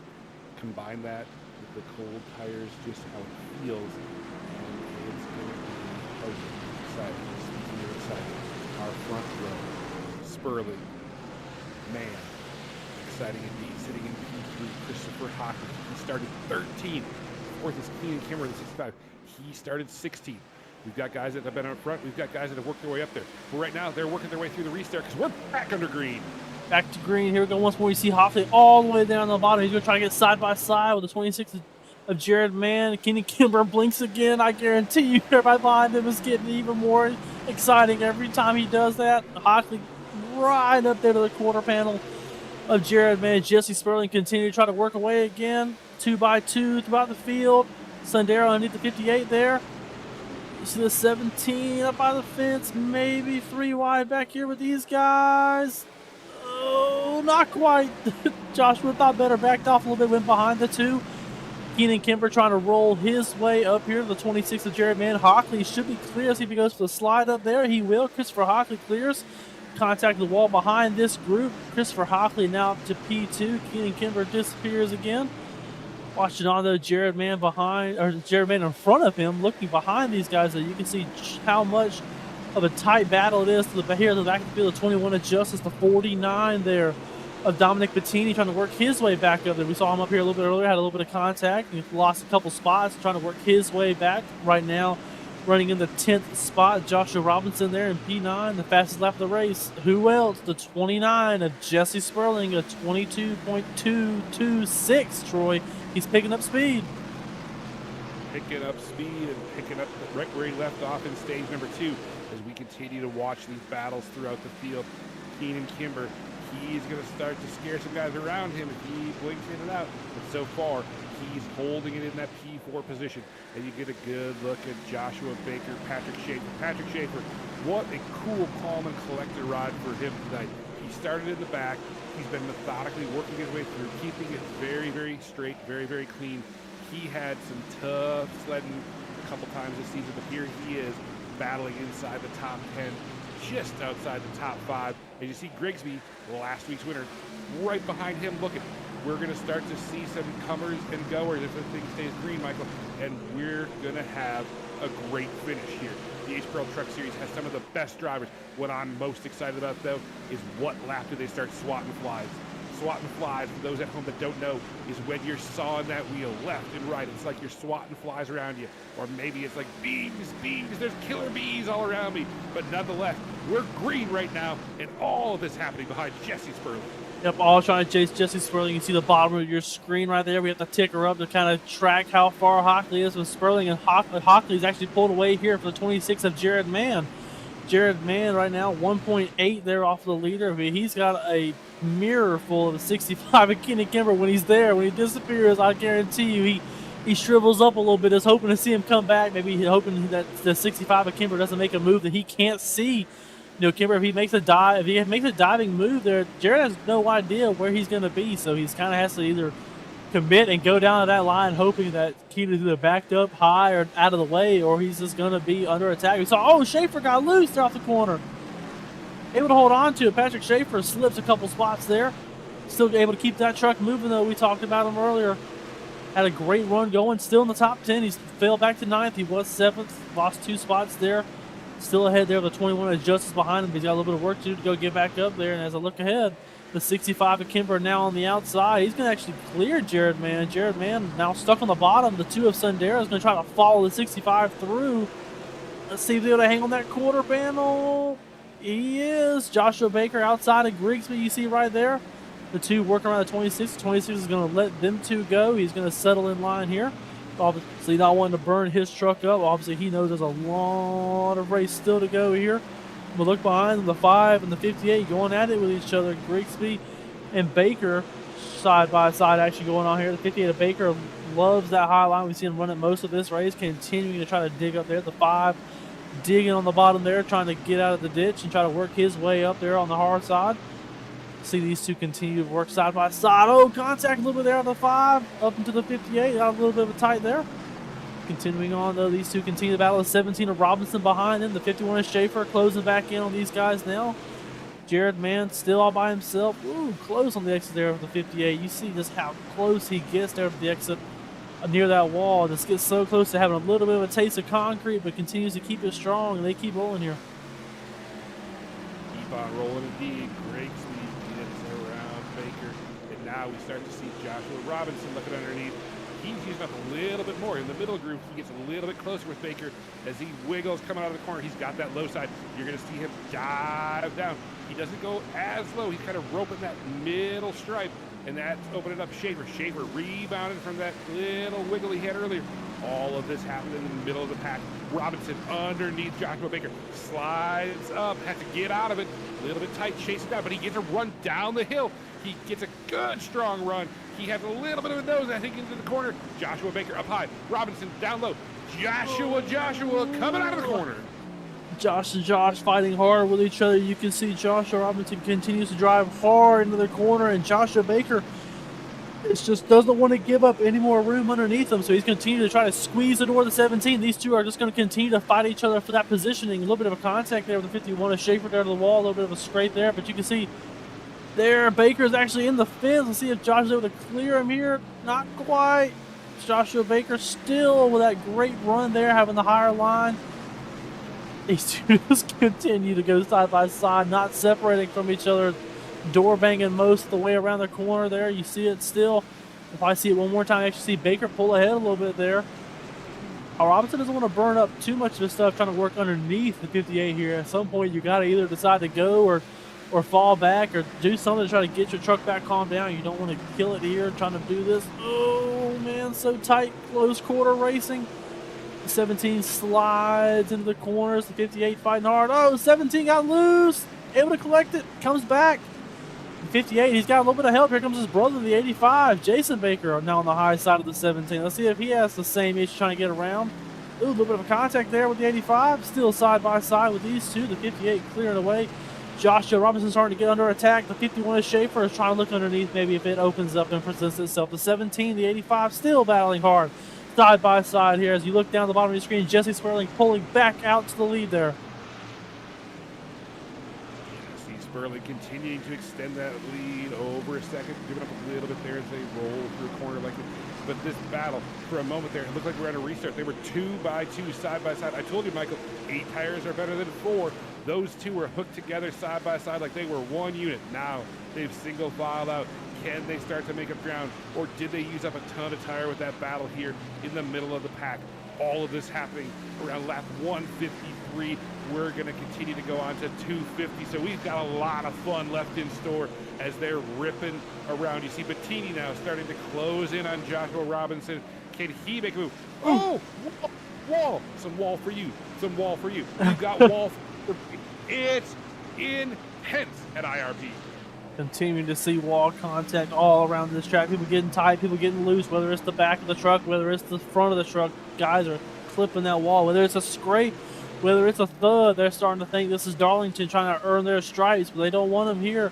These walls are still just as stiff, and you don't want to go rubbing up against them because you're going to kill some speed. And usually if you're getting up there, that means you went a little wrong somewhere in your line. So continuing to push hard here. The Grigsby in the 5 in 5th, trying to chase down Sundera in 2nd. Kenny Kemper holding strong there in P3, and you see still the bottom of your screen. Christopher Hockley made up a little bit of ground there on Jesse Sperling, but not quite enough to go all the way to him yet.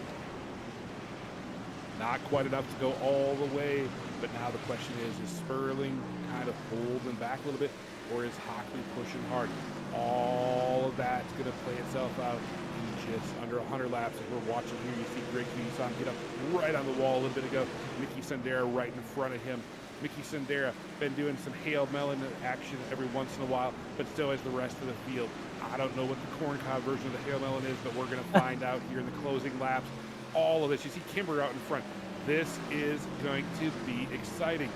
Jesse Sperling still out in front, over 3/4 of a second. Christopher Hockley pretty well settled into P2 here for a while now. But Kimber has worked his way up. Sundera has worked his way up. Grigsby's worked his way up. Jared Mann has fallen back to P6. Michael, we've seen Jared Mann play the game before. Save, save, save. Look like you're out of the picture, and all of a sudden he's there at the end. Does he have anything for this field? And more specifically, does he have anything for Jesse Sperling, who has dominated the first 2 stages? We're going to see. I'm watching the lap times that start to come in here. We're going to try to see what the lap is. That last lap, Jared Mann a 10th faster. Jesse Sperling ran a 23, almost flat. Jared Mann ran a 22.96. So Jared Mann a little bit faster there. We did talk about him. You know, we think he's dead, and he comes back to life with that tire that he saved there towards the end of the run. So I still think Jesse and Hockley, all these guys up here, I think they're maybe thinking they're going to get a caution somewhere in this stage, which is going to allow them to kind of maybe try to naturally split it on a yellow.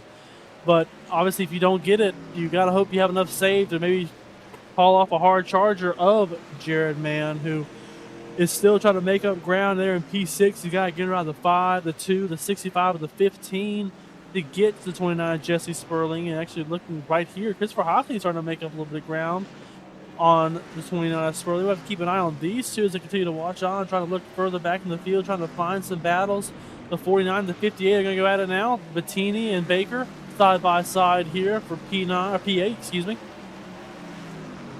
Side by side battle. Interesting fact about Bettini this battle. We didn't have everybody necessarily there, but when we look at a 60 lap average, 6-0, folks, 60 laps on a set of tires, Dominic Bettini had the fastest average. This might be exactly what Dominic Bettini needs, this long run. Before that, shorter than that, Jesse Sperling, 35 to 50 lap average. Not a surprise, it's on only 2 stages. Justin Walters in the 46 has actually the fastest short run average. So we're going to see a few different things play out. Maybe it's exactly what we saw in stage 1 and 2, but Michael, this is a lot longer stage. Dominic Bettini is in a strong battle right now with Joshua Baker. This could be setting up for him that he really has that long run average speed. The question is he going to be too far behind to use that to his advantage? And you see them going almost 3 wide into the corner. Close your eyes, folks. This might get ugly. Yeah, I mean the battle's all over the place still, and kind of picking up where you said, you know, it's just so hard to try to figure out how you're going to run the race I mean, we continually see these guys battle. You see the 49 there. Obviously, maybe he wants the long run, but do you want to push trying to make up a couple spots? I mean, it's a fine line of disaster and genius. I mean, it's a risk reward. You know, you can push hard trying to get up a couple spots here. Obviously, not for a podium spot there. You see him battling for 8th, but he's trying to get another truck ahead, trying to get a little bit cleaner air. You see a good bit of clean air ahead of these two. We'll try to catch a view ahead of them. I mean, there's a big gap ahead for these two to go make ground. It's 2 of them in the wall there.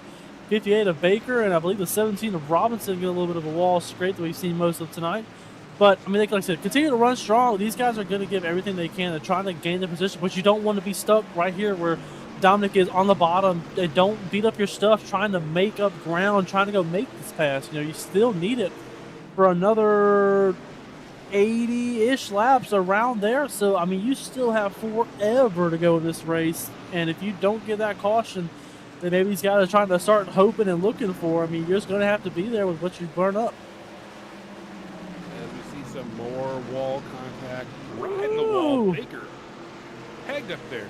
We talked with our production crew before this race. We talked about putting a camera on the wall at the exit of the corner. But they told us we'd have to give up our salary in order to do that because it's guaranteed the camera would be destroyed. And now we see why. These guys are pushing so hard. They're on the razor's edge. But Bettini clears Joshua Baker and now has clean track in front of him. Can he put that long run speed to use? We're going to find out here. Click it away. Lap 169. Wow, look at that slide job, everybody coming out of the corner. Bunch of great racing going on here, more towards the rear of the top 10 right there. The 62 of Joey Creech in P9, the 58 of Baker in 10th. Jerry McKinney trying to make his spots back up. You know, he's one of those guys near that cut line, trying to hold on to his spot, trying to gain a little bit more, trying to get away from it. Continuing to push hard there, the 18, trying to make a... Look at our tracker for the lead. Look how close Hockley is getting to Sperling now. All of a sudden, we went from 3/4 of a second to 3/10 of a second. He's right there. He's sniffing it as a lap truck is down low. Here's a battle for the lead. Obviously, Jesse Sperling and Christopher Hockley are going to go dance with each other here now. You see the 46 of Walters going to let these two guys go, let them go battle it out for the lead here with about 75, 79 laps to go here. Still a good bit of time, but these two are going to race for that clean track position. And if you do get the caution, the first to pit road and the first in the restart zone. So obviously everything ahead and more to gain, leading some laps. Also a couple points there for you to grab. Hockley trying to go steal it here from the 29 of Sperling, go put himself there on the top spot, and then see maybe if he can hold off Jesse Sperling if he's able to have that position towards the end of this race. Fighting for points in multiple different ways. It's heating up here at the front. Again, Hockley closed in while we were watching the battle. A great view here out of the back of the Vickers Auto Parts truck of Jesse Sperling looking back at Christopher Hockley in the 15. A little bit of a gap. Maybe Sperling let him catch up, use up some tire, and now starting to pull. Or maybe Hockley setting up a move, timing it just right. Beautiful shot. Wow. Watch that wiggle coming out of the corner. Told you, these guys have their hands full. Yeah, we continue to see these guys are pushing so hard. You can listen. We'll try to listen in. You can listen to the tires start to squeal as they push a little bit harder, trying to get that car loaded up here.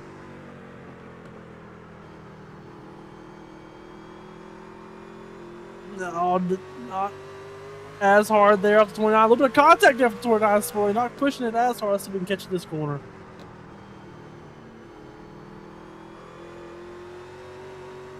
Oh, you heard a little bit of it, not as much as I did a couple of times before then, but you can just hear how hard they're pushing these sides, whether it's the fronts or the rears. It's devil's advocate. Which one do you want to hurt more? Do you want to hurt the front tires and start to lose your turning ability? You want to hurt the rears and not be able to put the power down? You kind of balance. You try to hurt both at the same rate, but depending on how your line is and how you're driving the truck, usually you can end up hurting both along that same time. Definitely don't want to hurt it in the long run, but it's excitement. And now we see Sperling over half a second. Even when he had the wall contact, he's got a little bit of a cushion now, but just as I say that, Hockley starts to reel him back in. This is where the excitement brews. Again, Hockley closed that gap. We hopped on up here. Sperling must have known that we were coming to take a look. He's like, all right, I got to put some safety net in between there. But again, all of this happened, and we have a long ways to go, Michael. Like, This is like being stuck in rush hour traffic and having to go to the bathroom. You just want to get to the finish. You want to be done, but you can't. You got all of this traffic to work through. In this case, traffic is laps, and Sperling is working that truck hard each and every one. You can see Jesse Sperling starting to pull up just a little bit more time there. Hockey get a little bit of wall contact, and Hockey's going to come right back. As I said, we're going to see the lap times that come across the line here. Jesse Sperling with a 23.435. Christopher Hockley with a 23.361. So about a 10th in favor of Christopher Hockley. He continues to push that truck hard, continue to make up ground on Jesse Sperling. He actually loses a little bit here on the entry in 3 and 4, but I think what he's doing is he's backing up that corner to get the exit he needs to make up ground here on the straightaway. He's trying to get himself set up for a turn 1 dive bomb, or a dive bomb in turn 3 if he able to get here in turn 2. But I think his best corner is out of turn 4, headed towards turn 1. I think is where he makes up the most ground.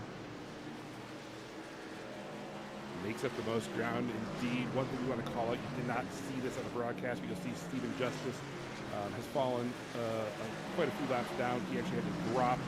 He actually broke the pedal on his rig. The throttle became too sensitive, so instead of trying to be out there and beat up the tires and risk ruining somebody else's race, he has dropped. So Stephen Justice has dropped from the race, but not dropped from the race. This battle right in front of you right now, Jared Mann, Keenan Kimber. Pucker up is what Keenan Kimber says. You don't know where I'm going to be and when I'm going to do it, but you're going to be surprised. Mickey Sindera says, I'll accept the challenge. I want to move forward. And Jason Baker is working his way back up as well. If you see, Jason Baker has had a great run, put himself back up here. I believe it too. Actually, he still has a little bit of that front nose damage. I think he still does. I'll try to see if we can catch a better angle of it. You saw him get in contact earlier in the last stage there with that checkup. He had a little bit of nose damage, so that could be affecting a little bit of the drive of that truck. But he's continuing to run well. P5 right now, looking at P4 of Kimber as he disappears again. You can see Sendera kind of has to hesitate whenever he goes. He just doesn't know what to do. And unfortunately, as we get closer to the end, these guys are going to throw caution to the wind. They're going to put the nose there, whether he's there or not. They're just going to hope that they're in a spot where it hurts him. It doesn't affect them too bad. But Keenan Kimber running strong there. P3 trying to hold on to it. I just lost a little bit of ground of Jared Mann ahead of him. You see Jared Mann's brought himself a little bit of a gap to get away from these guys as Jesse Sperling's going to come to pit road. Yes, Sperling says, fresh Sunoco fuel and some tires, please. We got to make it to the end. We also just crossed another 60-lap average run here. Dominic Bettini still the fastest on 60-lap average. This time, Michael, 0.8 faster than his last 60-lap run per lap average. He has even picked up the 60-lap average speed. So, Dominic Bettini, long run speed, where is it going to shake out as we watch him battling here around the track? And we're seeing Sperling blend back in. Fresh tires. Michael, fresh tires are very old tires on a track that doesn't do well side by side. I'm just going to sit back and let you scream us through this. I'm about to say, you want to watch somebody have some fun. Look at Jesse Sperling as he comes back around these leaders. So that's going to be right there. Keenan Kimber, that's P2 to get his lap back. He's going to have to go around the 26 right up there ahead of him. You'll see just how fast he catches up to Jared Mann. We're actually going to try to get the deck lid view that we heard. I'm sorry, the tailgate view. Here, we're going to see, you see Jesse Sperling right there. Look at how much ground he gained just in that one corner. Get ready here. Jesse's going to put the power down on those sticker tires. Jared a little bit of wiggle trying to get that tire to make up, trying to hold off Jesse as hard as he can. Jesse already looking to the bottom. Here comes the rolling speed there on those sticker tires, and he should be just about clear in a way. He does. Jesse Sperling back on the lead lap. Not to the point, back on the lead lap. Jesse Sperling right now, P13. A couple of guys did go pit there. The 15 of Hockley, the 5 of Grigsby, the 58 of Baker, the 51 of Schaefer, and the 17 and the 93 as well. All, I believe, pitted. We'll actually pull up the timing tower here. We'll try to see if we can catch when these guys have pitted here. We'll try to see if we can catch on right there. There you go. Right there to your side, you see Jared Mann, 117, 116. The Joshua Baker last pitted at 131. I'm sorry, Jason Baker at 131, so he is on the fresher set of tires, but not the freshest set of tires. The freshest set of tires is still Jesse Sperling there at 184. Hockley went in at 182. Grigsby at 181. So I think we're going to start to see these guys starting to peel off one by one. Obviously, seeing the time they're going to start to lose, especially as they see maybe Sperling start to run them back down and start to put himself back up here in these higher positions on the lead lap. Speaking of fresh, I have a fresh fun fact. It's already outdated, but we got a little nugget passed our way just for fun. The 65 of Keenan Kimber has blinked 112 times throughout the course of this race. So that's already up since we got that stat, so it's probably at like 115 or higher right now. So fun fact, Keenan Kimber blinks 112. Well, that's at least 113 times. Oh, Mickey Sundera had a lot of puckering up that time. And speaking of the number 12, Ron Griffin says, let's go 12 with Chris Griffin. So some cheering on for Chris Griffin. But Keenan Kimber keeping our tower and race control very, very busy with the number of times you blink during the course of a race. And I'm not talking about your eyes. I think he's definitely got the tower saying the pattern is full. He continues to pop in and out, and we see Sundera, who is probably going to start growing a little frustrated, still behind the 65. We've been seeing these two battle out for the last about 20, 25 laps. To Sundera not able. Have we been seeing it? Have we been seeing it? Well, we've been seeing, as we say right there, bits and pieces. We've been catching Sundera running some great laps, chasing down his own ghost. We have a caution. Ghost, and the caution is out. Oh no. Looks like Jason Baker. I believe so. We'll try to get a good look at what happened here as we go to the replay. There we go. Looking underneath the 12 of Chris Griffin. Locklear right there on the one machine outside him. Just gets it loose there on the bottom. Self spin. No contact. Gets away clean. There's a little bit of a spin there. But I tell you who didn't want to see that, and that's all those guys that went to pit road, Troy. All the guys that went to pit road, and unfortunately for Jason Baker, there's nothing lonelier than dancing by yourself, and making that twirl is gonna, cost him a little bit there. But we're gonna reset. Now, we saw Jesse Sperling be able to get his lap back the natural way. The question is what do you do? Do you come back in, or do you stay out? And you see Jared Mann in pit road.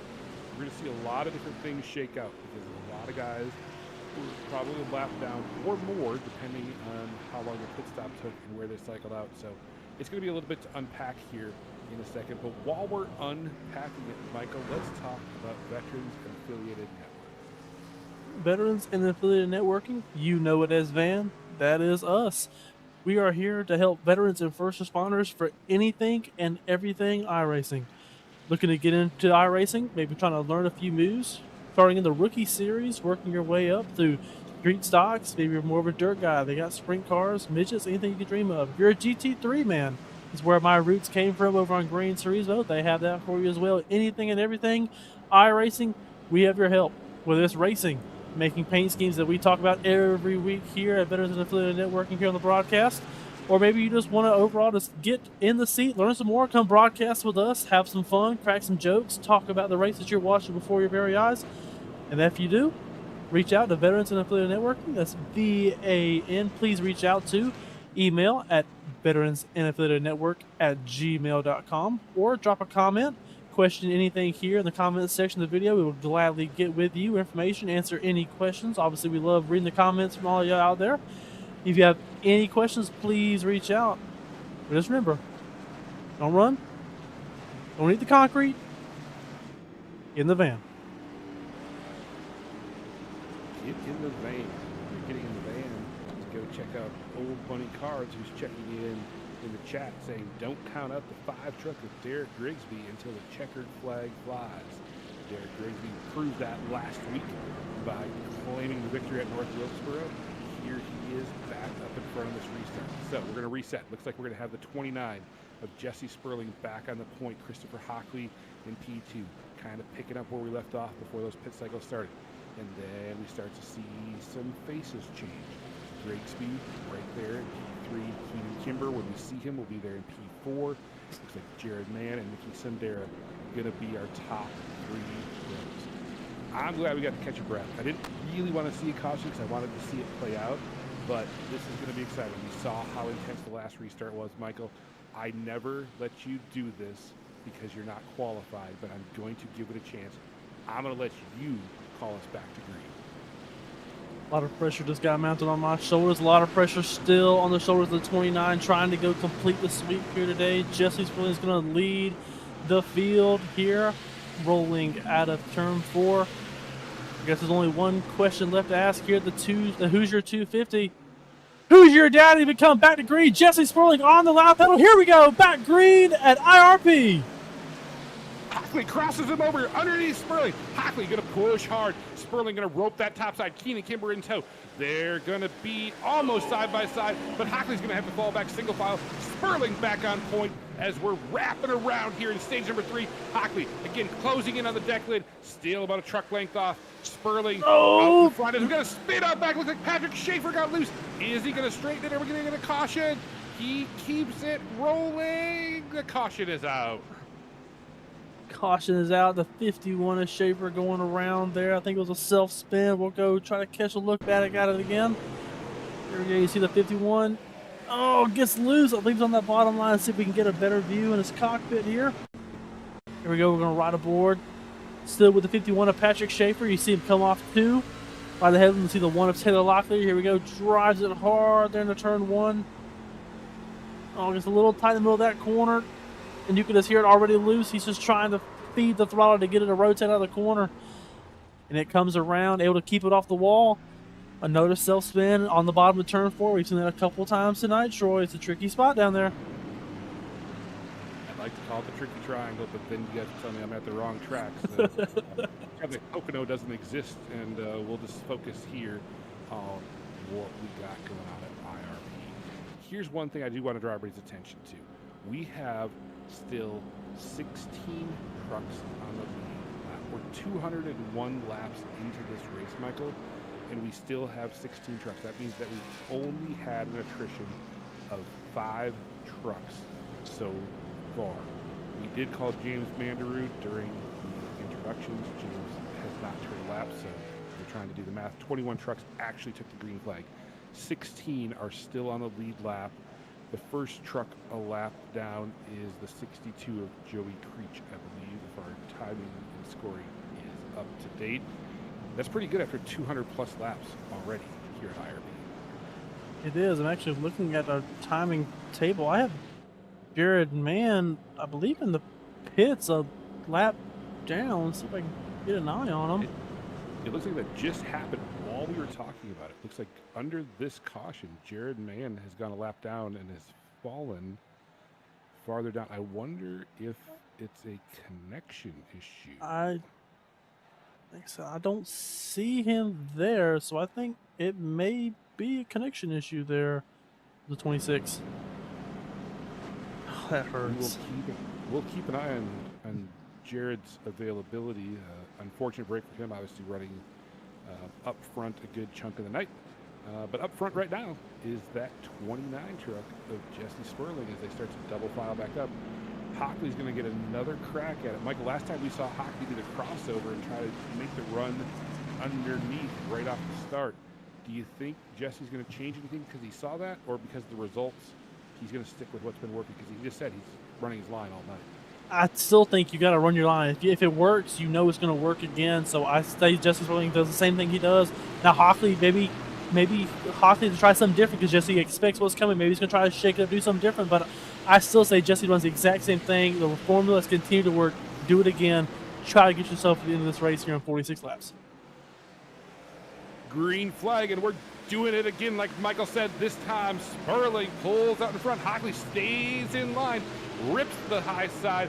Keenan Kimber underneath. Hockley for P2. A tight battle coming out of the corner. He can't tuck back in line. He's got Mickey Sandera looking up high. This battle for P2. This might give Sperling a chance to run away, although they're not clearing away from him yet. Kimber underneath Hockley for second. Oh, he's gone. He's back again. Oh, my goodness. Hold on to it, Cannon. He's bopping around all over the place. We have a caution. Trying to see if I can catch Joey Creech.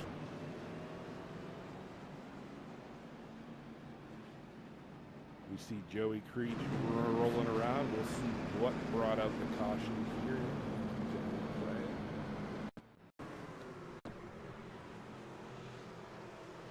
See it right here, 3 wide, the 62, the 51, and the 46. Oh, I think he got a little bit of net code there, but still spun off the nose of the 51. We'll go back a little bit more here. You see the 62 comes up. Yep, a little bit of net code off the nose of the 51. Ends up getting the 62 around. bit of contact there. We'll go back one more time. You see Walters has to check up to try to avoid that. We'll ride on board the 51 here. Take a look inside the cockpit here in this caution. Here we go. Oh, you can see just gets a little bit of him. Obviously, the 51's not able to go all the way up because he knows that the 46 is still on his outside. You see right here, he goes in the corner. The 46 of Walters is stuck up there on the high side, so he's just going to have to kind of hold his line. The 62 is trying to come up to get the momentum off the corner, and it's just almost pretty much three wide racing. There's not enough room to really get every group to work here, and someone had to pay the price, and it ended up being Joey Creech there. Yeah, that is very tough. It's hard to understand just watching it on the screen unless you've done it before. All three of those drivers did an amazing job of holding their line. What actually sent the 62 up net code is just the computer thinking things are happening that aren't really happening. So when Creech started to turn, there actually wasn't contact. But once that truck started to turn towards the wall, obviously Patrick Schaefer was there. They did make contact after that. I just also want to call out, I do see in the background confirmation that Jared Mann did have a connection drop due to upload packet loss. So that's what Michael's talking about. Earlier that was a connection issue. He is now 7 laps down. So a chance to reset, Michael. Unfortunate caution caused by computer issues and the driver out because of computer issues. It's going to be survival here in the last 41 laps. It's definitely going to be the fight to make it to the end. We actually look on there. Looks like we lost Christopher Hockley up here with his front group as 29 as Jesse Sperling is now all by himself. The 65 of Keenan Kimber, the 2 of Sundera, the 5 of Grigsby. Try to see if we can catch an eye on where he went. Maybe the pit road. Hockley looks like he's back in P15, so he must have pit to get tires or get some freshening up. Maybe thinks there's enough laps left to work his way back through. We're going to find out. So, we have Jesse Sperling pacing the field. Keenan Kimber on the high side.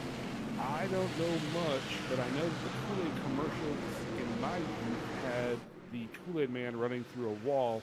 Let's see. Oh, Kimber almost jumps the start. Sperling gets out in front with the disappearing act. Let's see if Kimber jumped too soon or if he was able to check up in time, because you can't do that right now. Sperling out in front, Kimber in second, and a side-by-side battle between Sundera and Grigsby for third. Kimber pushing hard on Sperling. Sperling leads the lap. Sperling able to hold off there. The attack of the 65 of Keenan Kimber. If he does end up getting that penalty, instead of oh yeah, he'll be saying oh no. We don't want that kind of mistake here towards the end of this race. If you go to the back of this field, it's going to be hard to get back up. We actually saw a huge slide off the back. Trying to see who that was. Oh, the 15 of Hockley around. Caution out. We're going to have a couple things to unpack. There's the 51 of Schaefer and Hockley are together.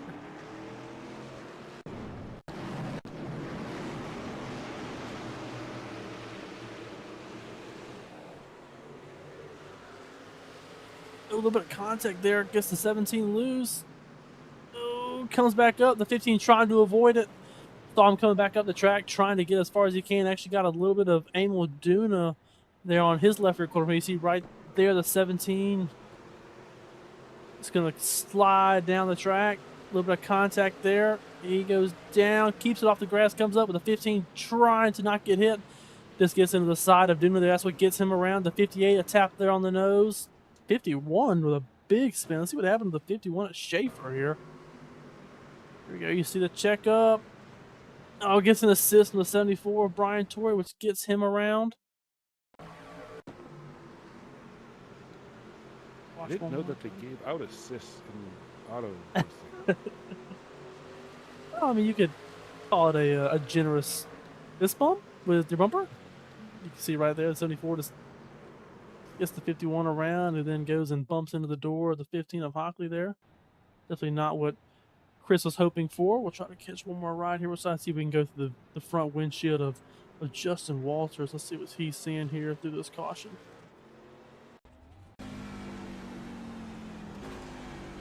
You actually hear him downshift trying to get out of the way. 74 comes flying down the track. Walters just stops in reverse to get away from any kind of chaos coming back around. You see the 15, the 51 linked up with each other there for a moment. Remember what I said at North Wilkesboro? Like, anytime a truck has to put it in reverse, that's never a good sign. In this case, Walters did a great job of basically coming to a dead stop and not because of a wall in front of him. So kudos to him for just letting it clear out. I'm sure he is sweating that one a little bit, but we're going to double file up. We're going to do this again. We're going to have about 34 laps to go when we cross the stripe. It's still a long way, but the laps kick off quick, so you can't wait too long. Now the question is Keenan Kimber going to show Jesse Sperling his cards here, or is he going to keep them hidden? I think Keenan knows as he disappears again. Let's hope he stays together here for the restart. I think you got to make your move now. I mean, we keep seeing these cautions start to come up. You can get that spot number one where Jesse is right now. You control where the restart zone is. And I think it's going to be crucial. I don't think we're done having these cautions yet as they start to come around here and head to turn 4. The green flag waves. It's a short track, but long memories. We'll see if anybody has any return descenders in their pocket with the last 34 laps cranking off. Sperling out in front. Kimber in second. Mickey Sendera looking down low, tucked back in line. Grigsby right behind there. These 4 single file out. They're pushing hard. You see Kimber. He tries to show Sperling a little bit of a push, and then pulls it back and says, "You don't know where to find me." And Sperling continues to lead the field here in stage number 3. Yeah, Keenan Kimber has definitely been the best so far at hiding his cars. He's been hiding his whole truck for most of this race, so hard to figure out what he's going to do if you can't figure out where he's at.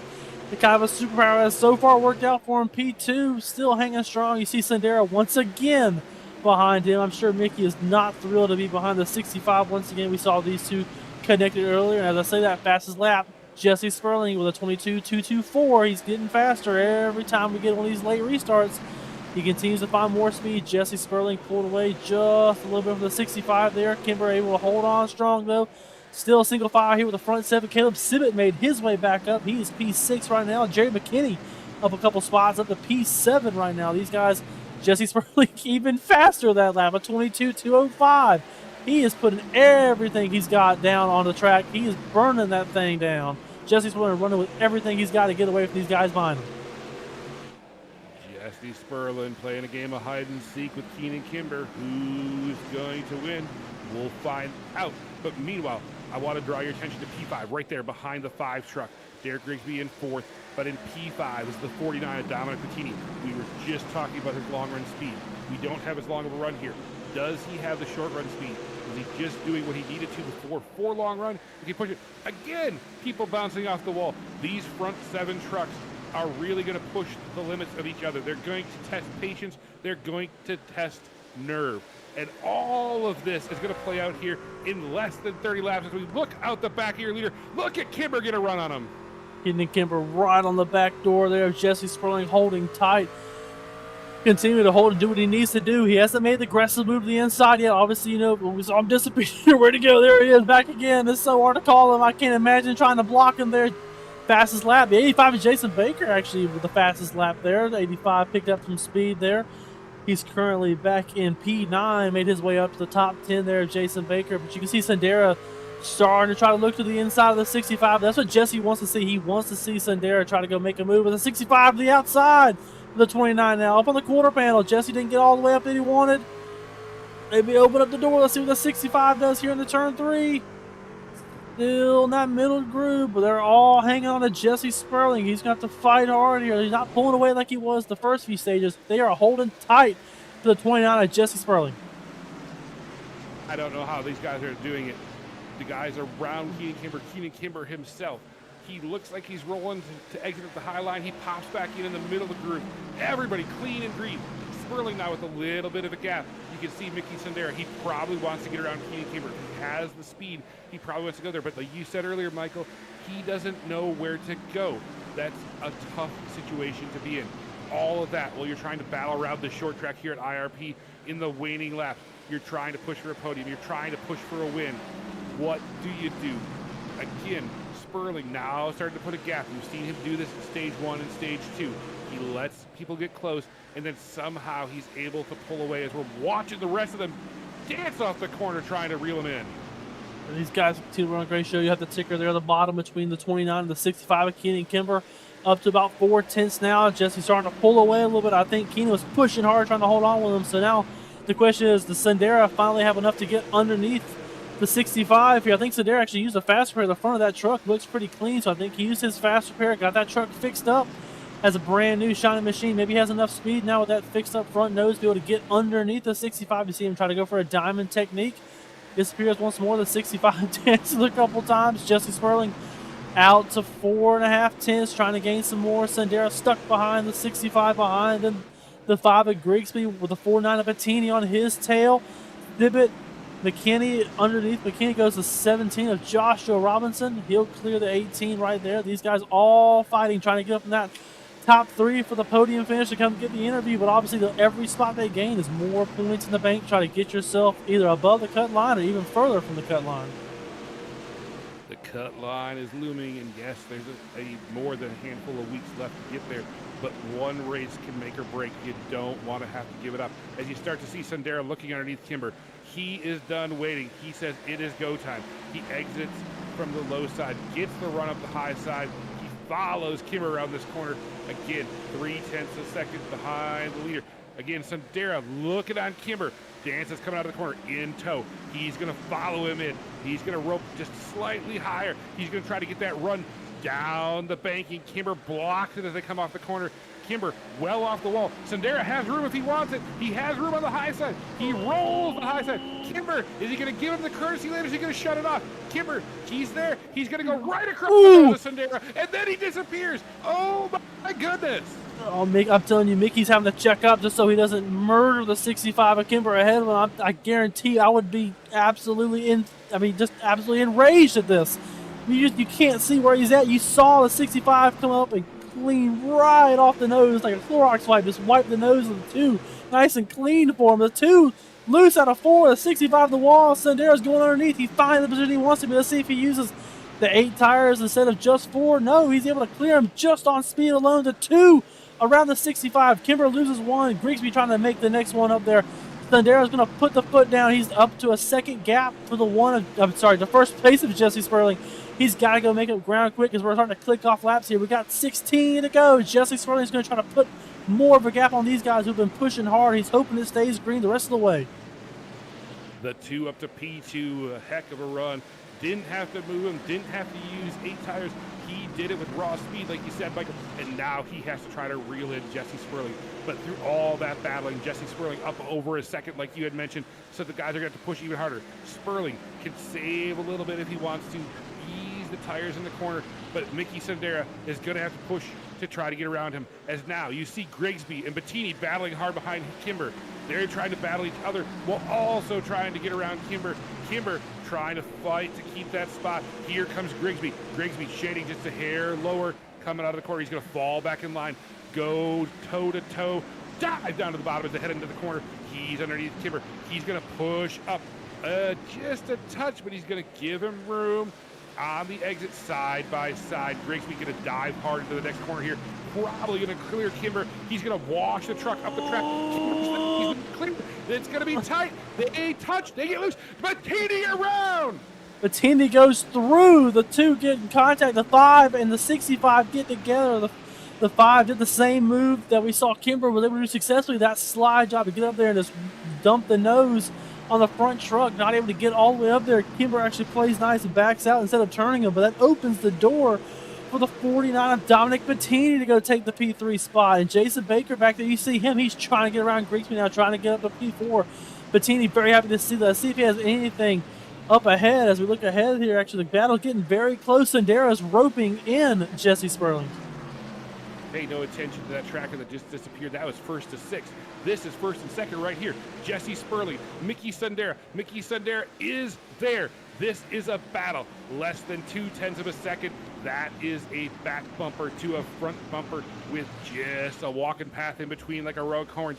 Sendera exits a little bit higher, keeps it off the wall, wiggles a little bit, gives up a little bit of ground. Sperling protecting that middle groove. he's going to make Sandera decide. Is he going to go extremely low or extremely high? He's not going to let him shade one way or the other. One thing we know is Sandera's going to look underneath going into the corner. Sperling goes way up high. He's going to try to get the run off the banking, but Sandera has a good line. He has a run. He's going to have to fall back in line, but he did not have to scrub off a ton of speed, Michael. Lost a little bit of ground, but now he goes up high. This is going to be a battle as we wind down the last 10 laps here. Right down to the last 10, and every one of them is going to be a battle the rest of the way. We saw both of them get loose off the corner. Sandera driving that truck super hard, trying to get underneath the 29, and Jesse Sperling to see if he's able to get the power down here on the exit. Oh, let's see if he's able to clear him again going into 3. He's not. The 2 still there on the bottom. Jesse Sperling still on the high side. He may have to come to a crossover if the 2 gets enough ground underneath him. Side by side, they're going to roll off a 4 here together. Sandera still a little bit of a wiggle trying to get to the corner. You know what that's doing behind him. Bringing in Dominic Bettini. Is this going to be his first win of the season? He's closing in on these 2 who are pushing with everything they've got left. Sperling clears the 2 this time. Sperling with the lead going into 3. Let's see how hard he drives it in. Able to control a little bit better that time. The 2 of Sandera on the bottom putting the power down, trying to get the angle, but it's brought the 49 right to him. Dominic Bettini, a new player coming in to possibly stealing this win away if these 2 tangle again, Troy. 2 teammates out front. How long do you stay nice with your teammate? We've seen them being respectful as they've come out of the corner, but we're winding down. Less than 10 laps to go. Sperling out front. Mickey Sandera takes a different entry. They stack up. Bettini, he's going to have to size them up. He's got to get around 2 teammates. It's not getting around one guy and then another guy. It's like getting around both of them. Are they going to try to hold them back? Bettini, we've talked about the long run speed. He's done it here. It's been a 30-lap shootout at the end since the last caution to the end, if we stay green. But the way we're battling, who knows if we're going to stay green? Sandera on the back bumper of Sperling. Oh, boy, Michael, this is going to be a barn burner down to the finish. We're definitely I think we're going to have a bump and run here at the end of this race. Mickey Sandera continues to close on the 29 of Sperling. He's played nice. He hasn't thrown him through the corner, but I definitely see a bump and run coming because he feels the 49 breathing down his neck, trying to get the position. Jesse Sperling holding on anything he has left as we come around. We'll have 5 laps to go. The 29 trying to hold on that number 1 spot. He's done a great job so far holding off Mickey, who actually had the speed to go run him down. So continue to do a great job of holding off his teammate. The 49 holding tight. Here comes the 5 of Grigsby trying to work on the 49 now. All eyes still on the battle for these front 2 spots, though. The leaders continue to duke it out with each other. You see Sandera shade high here in 3 and 4. Jesse's going to try to get him a little bit tight there, try to throw some dirty air, take away a little bit of his line. Sandera, turns him! Around goes the 29! The top 2 get collected out front. The caution is out. Sandera had the outside line. Sperling tried to come up, and there is a late race caution.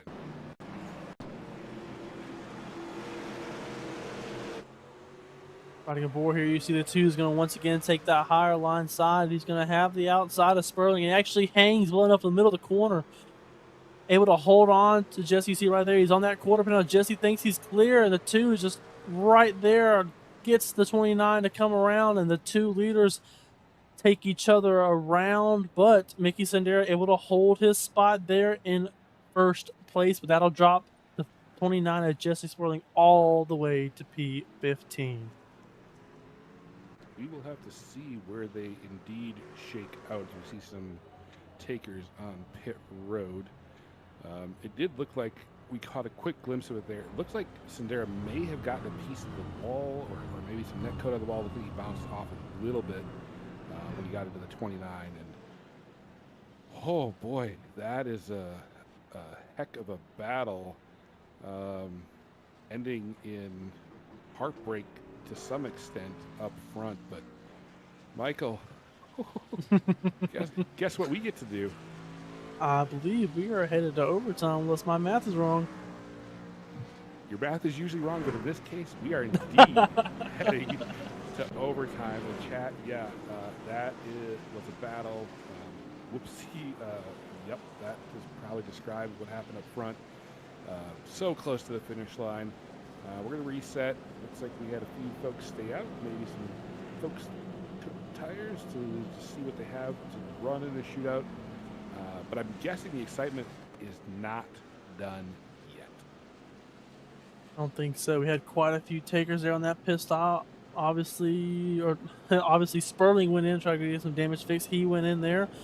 Chris Griffin went in as well. Christopher Hockley, Emil Duna, Joshua Robinson. So all the way up, Joshua Robinson P9 on the freshest set of tires. The 74 of Brian Torrey got his lap back.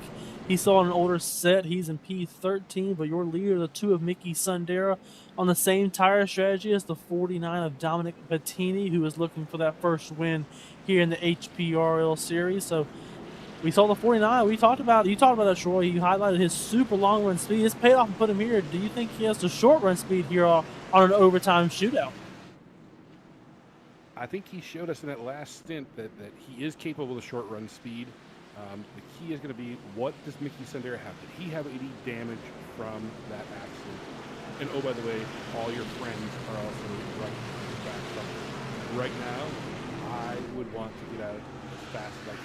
You know there's fresh tires back there, and it is white checker time. All of this in a green-white checker battle. The green flag waves. Sundera leads into green. Here comes Bettini. He's out there. Sundera can't take his On the line. door. Bettini wrapping the top side. Is Sundera going to clear him?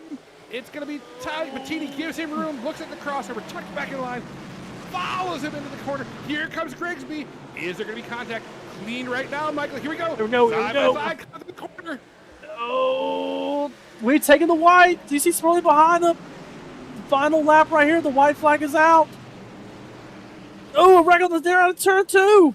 Still green, I think. We're going to keep going. Please stay green. Sundera's still running away with it. Here we go. He's got one corner to make it. The 49's got a last gas effort. Not going to get there. Mickey Sundera wins. It's him across the finish line.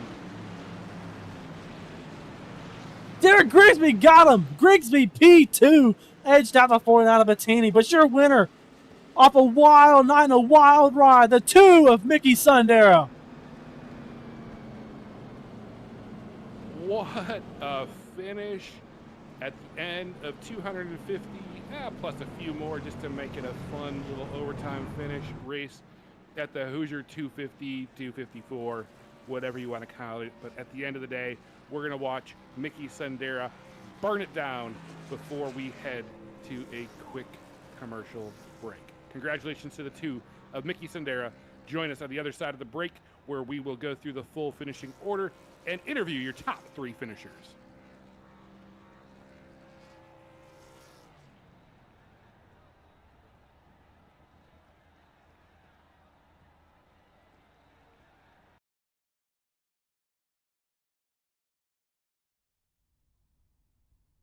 Racing isn't easy, but experiencing it is. iRacing puts you in the driver's seat with the industry's leading sim racing game. Drive on laser scan replicas of the greatest racing circuits from around the world. Go head-to-head against other drivers chosen by skill-based matchmaking to ensure competitive racing at every level. Compete across all your favorite series. In officially licensed cars, engineered to deliver the most accurate driving experience possible.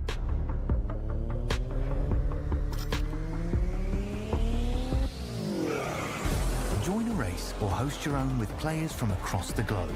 Race against the computer or in a league with friends. Feel the thrill behind the wheel.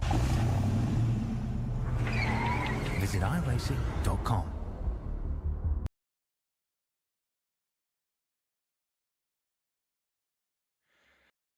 Back here at Lucas Oil Indianapolis Raceway Park at the end of the Hoosier 250. Oh my goodness. What a race. Such excitement. Let's go through the finishing order real quick before we grab our top 3 finishers. Your winner tonight, we'll talk to him in a few minutes, the 2 of Mickey Sundera, followed by the 5 of Derek Grigsby in second. Dominic Bettini in the 49, third, fourth, the 14, Emil Duna, fifth, the 65, Keenan Kimber, sixth, the 12 of Chris Griffin, seventh, the 18 of Jerry McKinney, eighth, the 43 of Caleb Sibbett, ninth, the 62 of Joey Creech, and rounding out your top 10, the 17 of Joshua Robinson. In P11, we have the 93 of Bert Wojcik. In P12, the 1 of Taylor Locklear. P13 goes to the 58 of Joshua Baker. P14, the 15 of Christopher Hockley. P15, the 74 of Brian Torrey. P16, the 46 of Justin Walters. P17, the 29 of Jesse Sperling. P18, the 85 of Jason Baker. P19, the 51 of Patrick Schaefer. And in P20, the 26 of Jared Mann. In 21st, the 21 of Stephen Justice, and the rest are not racing this evening. So that rounds out your finishing order for tonight. And with that, we're going to go ahead and bring in our third place finisher this evening, the 49 of Dominic Bettini. Dominic, what a heck of a run. We were talking earlier in the race that your long run speed was faster than anybody else's, but it came down to a short sprint at the end. What were you thinking on that final green, white, checkered restart? Honestly, I was thinking I didn't really have much for the leaders. I let's say, like you said, I was fast in the long run. I've actually never ran this track with a truck prior to just being in the lobby. So first stage, I just kind of used as a practice session, and I knew I burned tires up running the way I did, so I adjusted my line a little bit. I love short track racing. I love long runs, and I think that's my bread and butter. So I'm proud of a third. I really wanted that win there, but I knew starting where I did and how I really wasn't great on the short runs. I probably didn't have a realistic shot. Just happy it came down to that, and it was clean racing at the end. Well, maybe that's a new tactic. Just don't run the track so you don't have preconceived notions because, man, it looked really good. You know, the first stage, no cautions. Stage 2 and 3 had some cautions scattered throughout. You said that first stage was kind of, feeling it out and practicing it. How did you feel as you progressed through the field later in stage 2 and then ultimately in stage 3? Honestly, that long run, I think it was gonna like that basically the start of stage 3 there. And we were trying to figure out if we were going to go green or not. That was really where I made up a lot of track position because early on when we were getting those cautions, I was just stuck. I knew I wasn't bad, but I couldn't make a lot of passes. And I felt like I was falling through the field. But once we basically got a whole run in, I was catching those guys who were burning their stuff up. And that was the biggest change for me. Once we got night, I felt like there was more grip um, and just able to run the car the way I wanted it a little bit better. And it was fun. That was a good 250 laps. Dominic, I'm going to take over here. Obviously, congratulations on that first podium here of the season. Obviously, you said you're a short track guy. Looking next week, we had to something a little bit different. You had to Kentucky. How are you feeling on maybe something progressing away from the short track run to a little bit bigger of a track? I don't really have too much of an opinion on Kentucky. I haven't run there a whole lot either. So I didn't run here in trucks prior to that, and it worked out pretty well. So maybe next week will go pretty well for me too. I don't know, but I like mile and a halfs. At least it's not Michigan. We'll see how it goes. Yes, sir. Obviously, looking to see if you can have that same magic replicated. Your third place finisher, the 49. Congratulations, sir. We're going to hand over the mic to you for your shout outs and your sponsor plugs. Thank you, thank you. I just wanted to go ahead and shout out the sponsors of this league. I don't remember off the top of my head. I'm sorry, y'all, but thank you for supporting this. Thank you for the audience out here for watching. That was a hell of a race. I hope you enjoyed it. I want to shout out my teammate, buddy Keenan Kimber. He had a great race tonight. I was really hoping he'd win. He was good on those short runs there, but he got screwed over. And yeah, I hate it for him. Shout out my buddy Rodney who's watching, buddy Dalton, teammates Derek, Aaron, my girlfriend Kenzie, who's been here this whole time, and yeah, thank y'all. Well, congratulations. And Dominic, we look forward to seeing what you have in store for us next week at Kentucky. Thank you. I'm excited to see what y'all got to. All right, ladies and gentlemen, that was your third place finisher, the 49 of Dominic Bettini. Now we're going to move on to your runner up. Last week's winner, this week's bridesmaid, the 5 of Derek Grigsby. Derek, you had quite the night. You were up front. You had to work back through the pack again. Late race restart for a green, white, checkered. There was a lot going on. What was the key to being there at the end? Well, last week I self spun and won the race, and then I self spun again this week and finished second. So next week, don't be surprised if I just lock it up going off into turn 3 and go ahead and get it out of the way early. Well, hey, if that's the winning formula and you got it figured out, who are we to argue with that? I got to say, your sponsor, Old Money Cards, called out with quite a bit to go. Don't count out the 5 truck to the finish. Clearly, they knew something was about to be magical for you. Not quite enough there at the end, a lot of action packed. Did you have anything if we had a few more laps to get back to the point? Yeah, the long run was kind of my specialty, and so I didn't need that last caution. I was starting to reel them back in, and that caution kind of slowed the momentum. But yeah, I think if we'd have had another 15, 20 laps, I'd have had something for them. But I'm not going to complain about a second, especially after dropping to the back and then pitting at the wrong time and having to work back. It was a long race, but made it back and made it worth it.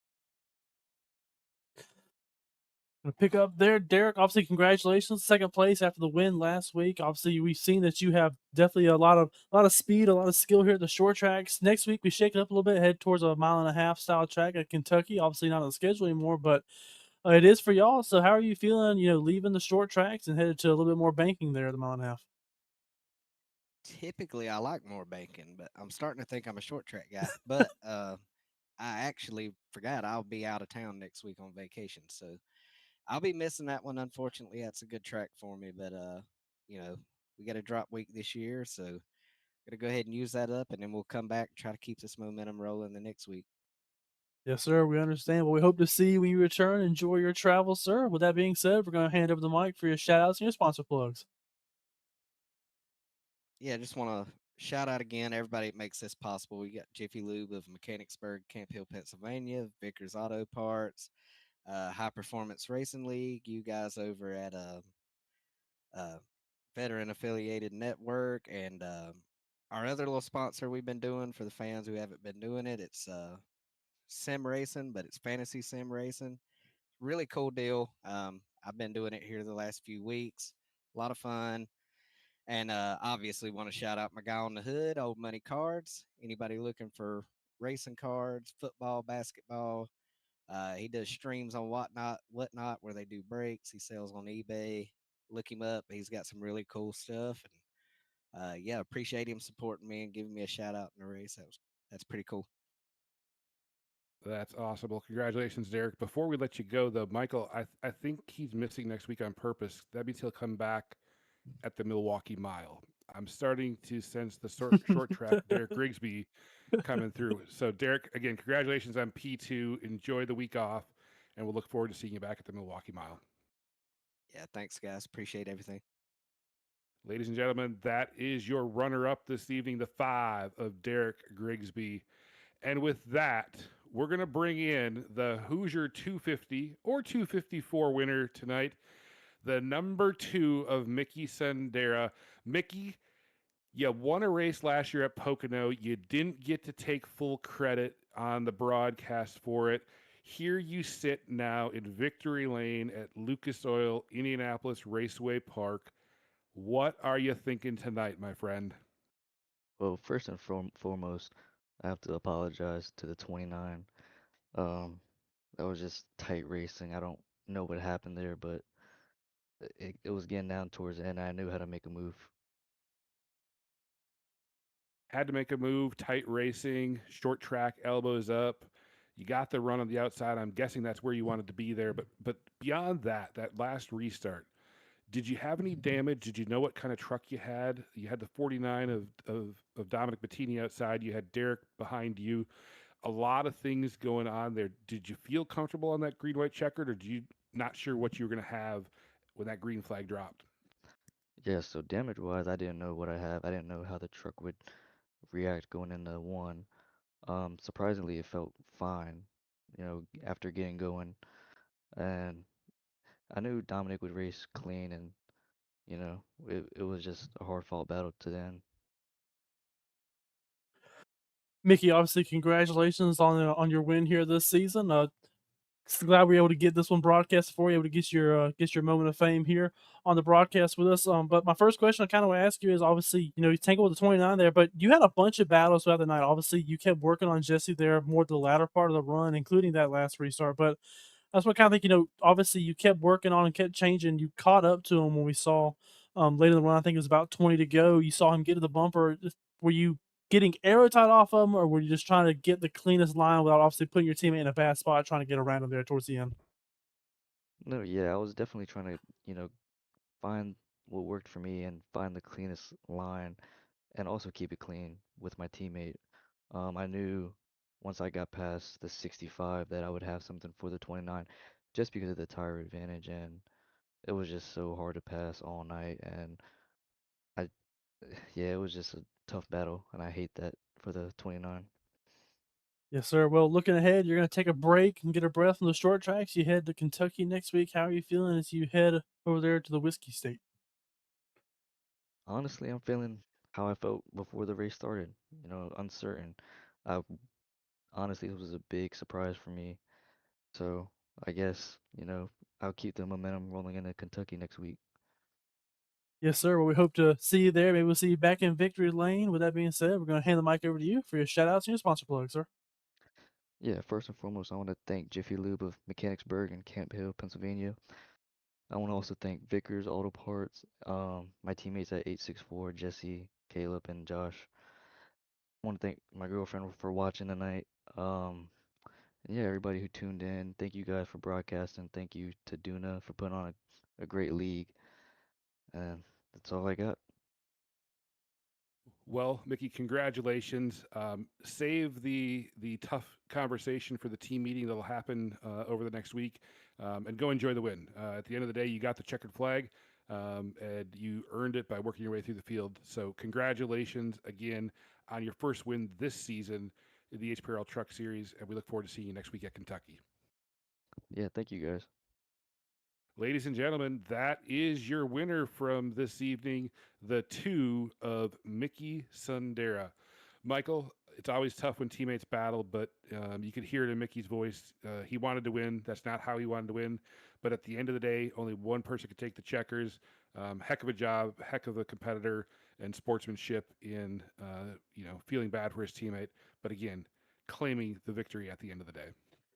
Definitely, obviously, you never want to get into a teammate, but obviously, we've seen Jesse have great speed, hoping he can rebound off of maybe the finish he didn't quite want tonight, but obviously a big boost there for the two of Sundera, getting a lot of points there off that win. It's going to vault himself up, but I mean, we've seen continued speed out of that team. We saw Caleb Sibbett with him as well, Joshua Robinson in that group as well. I mean, we've seen speed on just about every style of track. We've seen them succeed well and thrive well. So I don't obviously a bump in the road, I believe. Obviously, maybe a little bit of cooler heads will prevail there as we head to next week. But I mean, I think you just get back on the horse, team up again, you go right back to it. I mean, obviously, it's good that you're battling for a win with your teammate. That just shows that you've had great chemistry. You had two great drivers, so it's always good to have that. And racing is racing. You're going to have the mistake every once in a while, and that's just a part of it.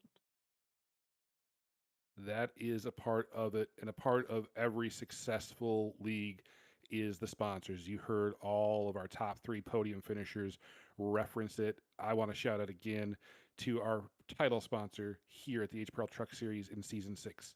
Jiffy Lube of Mechanicsburg and Camp Hill, Pennsylvania, is proud to support grassroots racing and the sim racing community. We provide fast, reliable automotive maintenance to help keep our customers on the road with confidence. From oil changes and inspections to preventative maintenance and vehicle care, we're committed to quality service in the Mechanicsburg and Camp Hill, Pennsylvania communities. Just like racing, vehicle maintenance depends on performance, reliability, and attention to detail. We're excited to support the HPRL Truck Series and the drivers, teams, and fans who love motorsports. Jiffy Lube of Mechanicsburg and Camp Hill, Pennsylvania. Leave worry behind. Well, Michael, leaving worry behind, we talked to each one of the drivers. The upcoming schedule, we get a slight reprieve from the short tracks. We wrap up the racing here at Lucas Oil Indianapolis Raceway Park, and we head to Kentucky. But don't worry, we get back to some short track racing right after that. Yeah, we head to Kentucky next week, which, in my opinion, it's a very fun track. I think a lot of people don't really remember Kentucky. It used to be on the NASCAR schedule. I haven't been there for the past couple of years, but I mean, a super fun track. Always good racing producing there. Excited to get there. Great fun in turns 1 and 2. We'll obviously recover back over that when we get there next week. But 1 and 2 is one of my favorite set of turns there at Kentucky. A really place where you can just stick in the throttle, let it ride. But as you said, Right after that, we head right back to the short runs. We have Milwaukee Mile. We got Richmond, New Hampshire. They're going to try to win them a lobster there. Excited to see that. Darlington's coming up. And of course, the All-Star race, maybe a little more teasers coming out in a couple weeks with that coming down the pike. But a fun stretch after we get past Kentucky. If you like short tracks, if you haven't had the greatest luck in the past couple weeks, it may be a longer stretch of 3 weeks just trying to get the midseason form here. It will be interesting, like we mentioned earlier tonight. Short track, long memory. A lot of opportunities for these guys to remember some of the battles they've had the past couple weeks. But nonetheless, what a race here tonight at IRP. We want to thank all of you for tuning in and coming to join us each and every Thursday night. On behalf of all of our sponsors, Jiffy Lube of Mechanicsburg and Camp Hill, Pennsylvania, our stage sponsors, the great folks at Vickers Auto Parts, our pole award provider, Duna Electric, everybody at the HPRL Truck Series Administrative Office, Emil Duna, the owner, for everybody here at Veterans and Affiliated Networking, behind the scenes, behind the keyboard, on the air, for Michael and myself. Thank you so much for watching. Enjoy the racing, and remember, keep it between the lines.